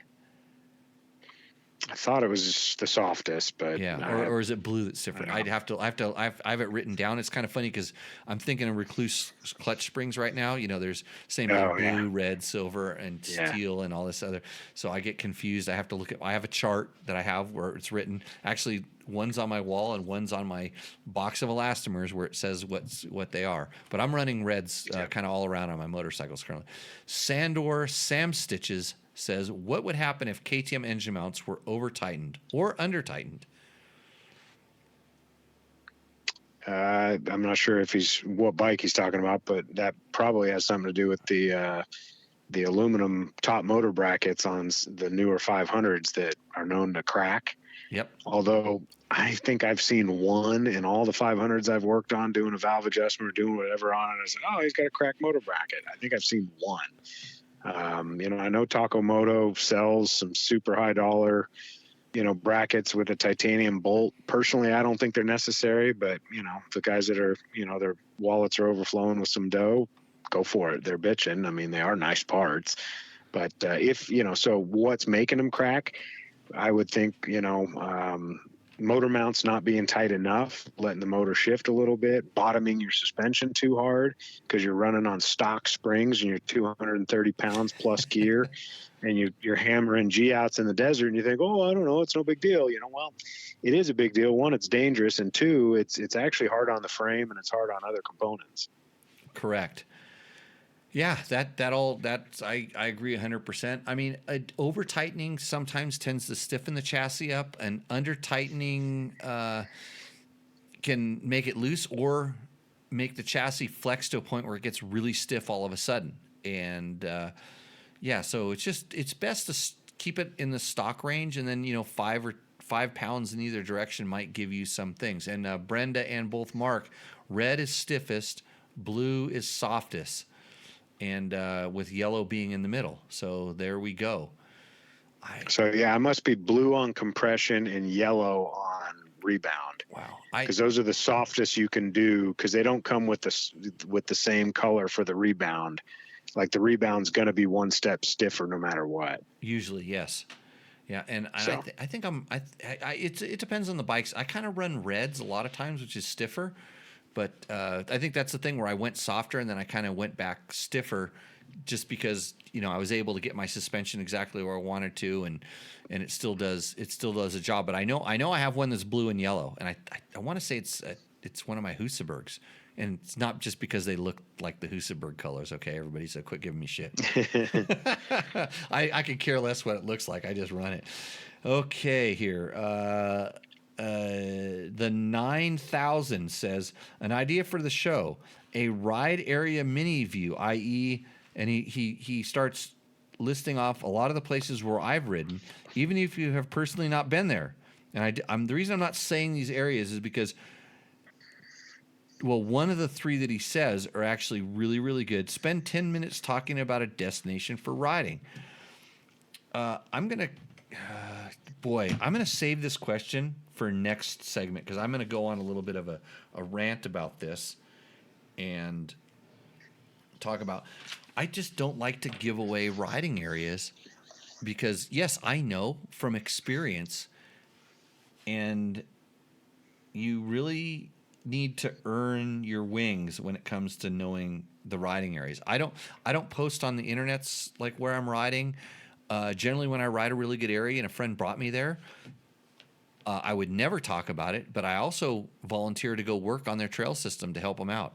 If a track is really bitching, or an event, it's a public event and all this stuff, yeah, I might mention it, but interesting. Okay. Do you agree with that in any way, shape, or form? Yeah. Oh, I don't like this social media stuff, just plastering it all out there, making it too easy for the average numbskull to go get, access to the best stuff. It's like you work your way up to the best stuff. They become consumers. They have no invested interest in it. They go ride it, and then they want to be cool. So their coolness is, I'm going to tell all my friends the bitchin' place I just rode. Yeah. And then everybody else does the same thing, and they have no investment. They just wrecked, because trails can only take a certain amount of usage. And I'm not being an elitist to say, but go find them on your own. Quit giving away the goods. I know you just want to tell one friend, but you tell the one wrong friend. And I've told the one wrong friend a couple times, and I want to find that guy back out on the trails, and I want to bury him underneath the trails, what I really would like to do. But I want to make them go fix all the bullshit that's effed up, whether it's some water bars that they roosted out that caused a big giant rut, whether they need to be limbed or trimmed, or you come out, you spend a day working on trails. And this is something, and this is where I'll go, like, next time I talk about it. You're going to get this from me every time. You go spend a day working on trails. You go spend a day, you build a trail, which you can't do anymore, by the way. It's not the old days. You can't do this anymore. You work on a trail, you take the time to do it, and then watch one guy tell one friend who invites 15 friends who invite 100 more friends, and now your trail has giant hoop-de-doos in it. It's got a big rain rut in it, and everybody goes, oh, that trail sucks now, and you remember what it used to be like, and it's like, well, guess what? You told one friend that wouldn't come back and work on it, and that guy's like, dude, I'm over that area now, bro. I go ride here because he's sucking off another interfluencer tit that's just quit posting locations. There's actually a popular shop that I'm sure you've heard of. I won't say their name now, but they're famous for that. And they've ruined, not ruined, but they've definitely overexposed 3 different riding areas that I know of. One time, a buddy of mine were riding in some deep bitchin' single track, and we came across 18 of them. And fortunately, we came across them at an intersection where we had already stopped. And 18 of these racer dudes come around the corner, and it's like, okay, I guess, this ain't a secret anymore, which is understandable, whatever. But then they all park off the trail. And when it came time for them to all go, we called it the bomb run. Like, somebody dropped the banner and all of them took off and just ripped the shreds at this mountainous area that we were in. It's like, come on, really? Like, we should know better than that, especially that it was an industry, shop that is, taking all these guys out on a ride day and not, teaching trail etiquette at a minimum. It's like, come on, guys, stay on the trail. There's no reason for you to park 8 or 9 wide, like literally all in the forest. And then when the one leader dude put his helmet on and took off, they all acted like the banner dropped. It's like, guys, that's not the way we need to be preserving these, pristine trail areas. So Yeah, I'm with you. I agree, and I've seen that. I've seen that kind of stuff before, and same thing. It's consumerism as opposed to being part of the team for all this stuff. And I've spent way too much time fighting for land use access and being on the right side of the equation to watch it all go to hell because someone wants to be popular on social media or use it as a selling tool. If they're using it as a selling tool, if you do that, you're not going to have anything to sell pretty soon. It's just not going to go that way. I mean, the UTV market is exploiting this in a way that's just unbelievable right now. And I watch some UTV forums posting ride trips through wilderness areas, wilderness with a capital W, showing their ride reports and going through there. And I'm like, I can't believe you just admitted to federal thing. You just did this, and eventually they're gonna crack down on this, and just come on, let's be smarter about this. So yeah, it's people tell us you can still make trails in Montana. Well, don't worry, because too many people from California are moving up there because they read on the internets that you could make trails in Montana. And you just posted on my thing. I just read it out loud, and I'm not going to tell anybody. Flying Brian 529. Careful. But you're talking about Montana right outside of Jawbone Canyon, California, right? That's or is it was it Ocotillo Wells, California, that Montana? Because that's where everybody goes to ride. I have a couple other questions about the Cove. Let's kind of hit these. Paul Coverdale 8312 says, it was the Chinese Dakar bike that done so well. They decided to put it out on the open market. Here in the UK, they are gaining a real following. Number one, they are good. Number two, the fuel. It is 8 gallons for you guys in the States. Well, no, it's not actually 8 gallons. We measured it. We talk about this in the video. 31 liters for us in the UK. You're just reading the specs. Looks like it's going to be a giant killer from the views before the 2024 shows up here in UK and Europe. Enjoy. Well, I don't know if it's going to be a giant killer, but I think they're going to sell plenty of them in that company as long as the production bikes follow suit with the bike that we rode. They're going to be in good shape. Can you compare the vibrations on the Cove versus the T7 at highway speeds? An old guy here sensitive to the buzzins. And that's David Walker 5795. I didn't ride it a ton on the highway, but the bit that I did, and I'm probably not the vibration guy that you want to talk to, it definitely vibrated a little bit more being a single cylinder, but it really, for a 450, and I think it has a big counterbalancer in the motor. I'm almost positive it is, because it's kind of a motor that they use in a lot of different chassis, street bikes included, all over the world. So it doesn't really vibrate that much, especially for a single cylinder. It's, I wouldn't worry about it. So somebody's asking about the Yamaha WR450 because they're watching all our videos. Would you take this over the Cove for a one size fits most? Everything from commuting to desert to longer adventure rides, dirt, and single track. Even a night desert race, maybe. So this is, man, I can't even, Zufid243X, whatever, a YouTube name. How do you answer that question, Tim? I've got a simple answer. There's no such thing. Yeah, you're asking about a unicorn. Well, and it's like I have 3 motorcycles for a reason. I got a big one, I got a dual sport, and I got a small 2-stroke, and that's because it's, you're not going to do like, and I've said if for some reason I, hit hard times and I could only have one bike, I would only have a 500 EXC. But I wouldn't be riding it to work and riding hard enduro, gnarly stuff and trying to adventure ride. Guess what? I'm not going to be adventure riding, and I'm definitely not going to ride it to work, but I could ride all my desert stuff, technical stuff, high speed stuff, kind of a mix of everything, Colorado in the summer, and the 500 is the most versatile, but it's not a do everything bike. There's no such thing. You could adventure ride if you want. You could maybe put a one bigger counter shaft sprocket on it, and you could adventure ride and ride it to work. Yes. You could put a If one I needed smaller to, counter yes. shaft on it, and you could go ride some gnarly trails.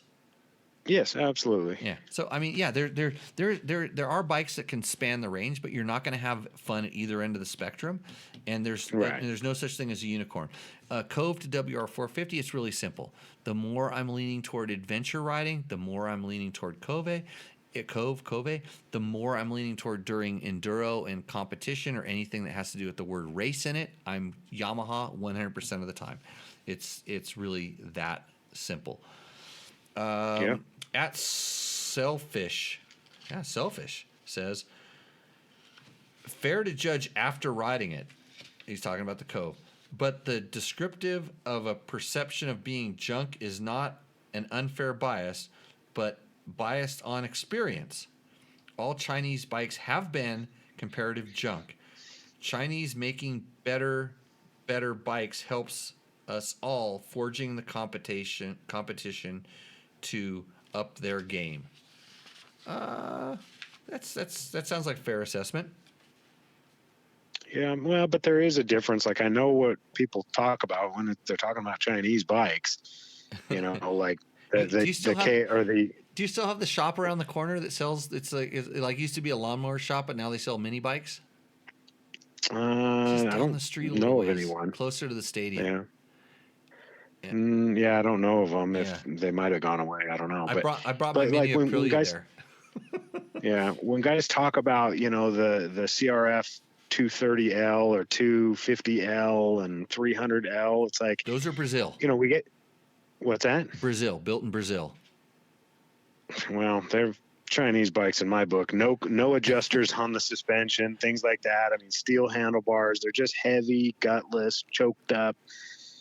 Entry level bikes. And I've had a number of guys call us with those bikes thinking, oh, I want to get my suspension dialed in. It's like, we just start doing the research on them and realize, whoa, okay, no, those are Chinese bikes. Okay, maybe they're not made in China, but they're just super entry level bikes. And, they're going to be heavy and they're going to be sluggish. And for guys that have been doing this a long time, that won't cut it. But, for entry level stuff, I think it's great because, our sport is shrinking. Let me be devil's advocate here. Okay. So you said heavy.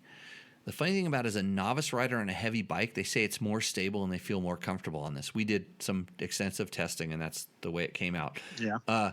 Again, Chinese, it's all built someplace else. It's not built, quote, in Japan. Well, you'd be amazed at how many parts from the Japan bikes are built, we'll call it overseas in different places.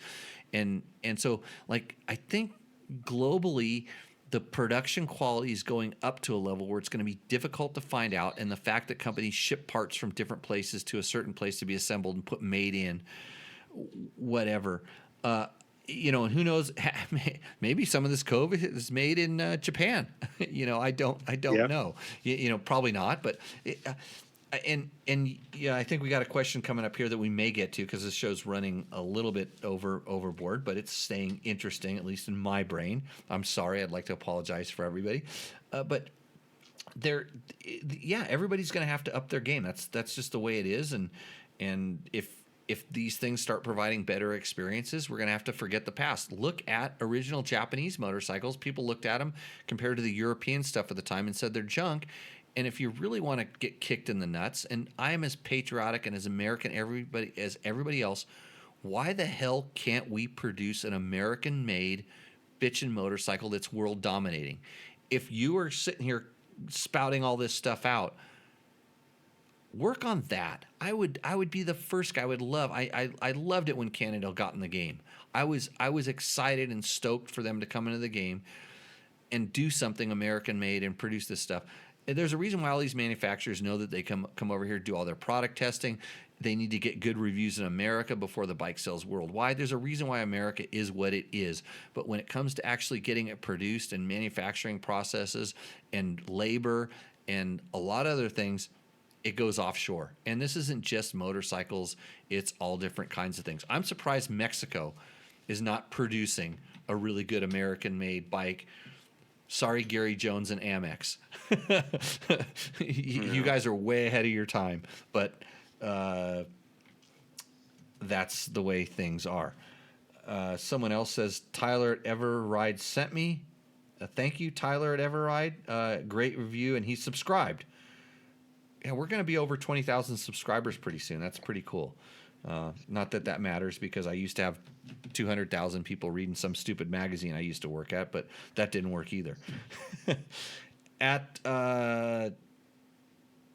Tom Askwell 184 says, "Damn, it's like sitting down and having a chat with a legend. Thanks, guys." Is he referring to Matt? Is that me video? or is that you? No, I think he's talking about Matt in our Cove video. Yeah, Oh. Matt's legendary. Matt, so imagine that you could be sitting right here in this chair next to me right now, and you gave it all up because you're not passionate about that. If you want to be a co-host on Tech Talk Taco Tuesday, just get passionate, come right over here. You can sit in the Bulletproof Designs chair. It's sponsored by Bulletproof Designs. Tim, I know you know a lot about motorcycles. What products did you put on your bike before you left to go gnarly trail riding in Idaho and Colorado? Not that those are good places to ride. I know you wanted to go to Jawbone Canyon, but what products did you put on your bike? Bulletproof Designs, flex bars, Unrehearsed. moose balls. That was about it. Hey, Spark arrestor, springs. Bulletproof Designs makes all of the products you need for your brand new bike that you just bought, that you want to put on there and protect it, and you don't need to test them because you know they're the best. And that's coming from somebody who has Bulletproof Designs on his bike, that he put them on after he bought the bike used from another guy because he wanted to make it protected and all good. And thank God the radiators were not bent one bit before I tried to put them on, because do not buy Bulletproof Designs radiators if your radiators are bent. Start with your bike new, and you'll never have to replace them. Otherwise, if they're bent, none of the radiator guards are going to fit on there, at least very well. Just do yourself a favor. They cost half of what a new radiator costs, and then you'll never have to buy one. BulletproofDesigns.com. After a week of riding in Idaho, all the gnarly rocky stuff, my swing arm guard, my rear disc guard, there was my foot pegs all got, battle wounds. My pipe, surprisingly, not a single nick in my pipe. I'm surprised that I was able to, not hit my pipe, but I don't have a guard on it. But my front disc guard, Jimmy, it's brand new. I could put it back in the package. I did not hit it on anything. Whoa. But, I could have, but and I would have been well protected, but I didn't. You should just get rid of that extra part of that disc guard and just get the little fork lug protector. Because I kid you not, that my fork lug protectors on my KTM 300 have done their job. George at ESP Suspension, who's my go-to guy, working for him for over 20 years, actually 35 years. Jesus. He likes it when I have those on there because he can get the lug bolts out of the bottom without having to. No, I know those are good, but yeah, the disc rotor. Disc rotor's easy to bend back if you make a mistake.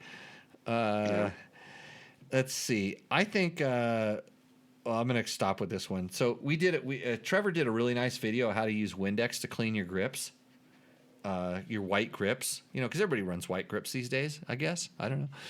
And DZNF7 said, "Groundbreaking content here. Taco Mike and Jay from Dirt Bike TV have some competition." So Dirt Bike TV Jay is afraid to come on this show and tell me the worst motorcycle ever. So that's a challenge to him. I want to know the worst motorcycle ever, Jay. He's always busy when I ask him about the worst stuff. The best stuff all day long. The worst is a little bit difficult. I'm going to can a lot of these other comments and stuff so we can get them to the next show. I'm sorry if we didn't make it, but I'm wearing out. I've been pushing buttons over here at Tech Talk Taco Tuesday for at least an hour, 2.5 hours. And Tim from Inside Line Moto, who needs a T-shirt or 2 or 4, I don't know what I promised you. I spent a lot of time working on my T-shirt order form today, and my form software is broken and it won't accept payments, and I'm making up excuses like there's nobody's business, but I'm gonna get on it. And Mark Daniels can tell you I'm a man of my word, and I will get you your T-shirt when it's time. The T-shirt eventually. these Tech Talk Taco Tuesday t-shirts that are available in gray in multitude of sizes. We meaning me, the janitor, the accountant, the guy who's in charge of sponsorships, the guy who turned the lights on, and the guy who fed his cat, who somehow got up on the roof and it's meowing like crazy right now. We're gonna handle your t-shirt. So thank you for coming on the show. You got a pretty good discount running for all of our Tech Talk Taco Tuesday listeners over there at Inside Line Moto. We'll see about that. We'll see about that. You got to pay for quality. Yeah. Well, you're gonna take a little cut off the incredible profit margin that we all make in the motorcycle industry because it's a passion. Yeah. Yeah. So, anyways, I really appreciate the support. I appreciate all the listeners checking in, all the people that are online. If you want to comment more on the show, just leave it in the comments on one of the platforms. We see those. We put them in the next show. We're running a backlog of comments. That's why we're not doing Rooster Endo, which means the jackpot. You might want to submit your new bike with a nice photo. Your jackpot is doubling. I'll talk to Taco Mike about that. And hey, everybody, we'll see you out in the trail. So cheers. End. I have to push the end button now. Hold on. There's another screen here.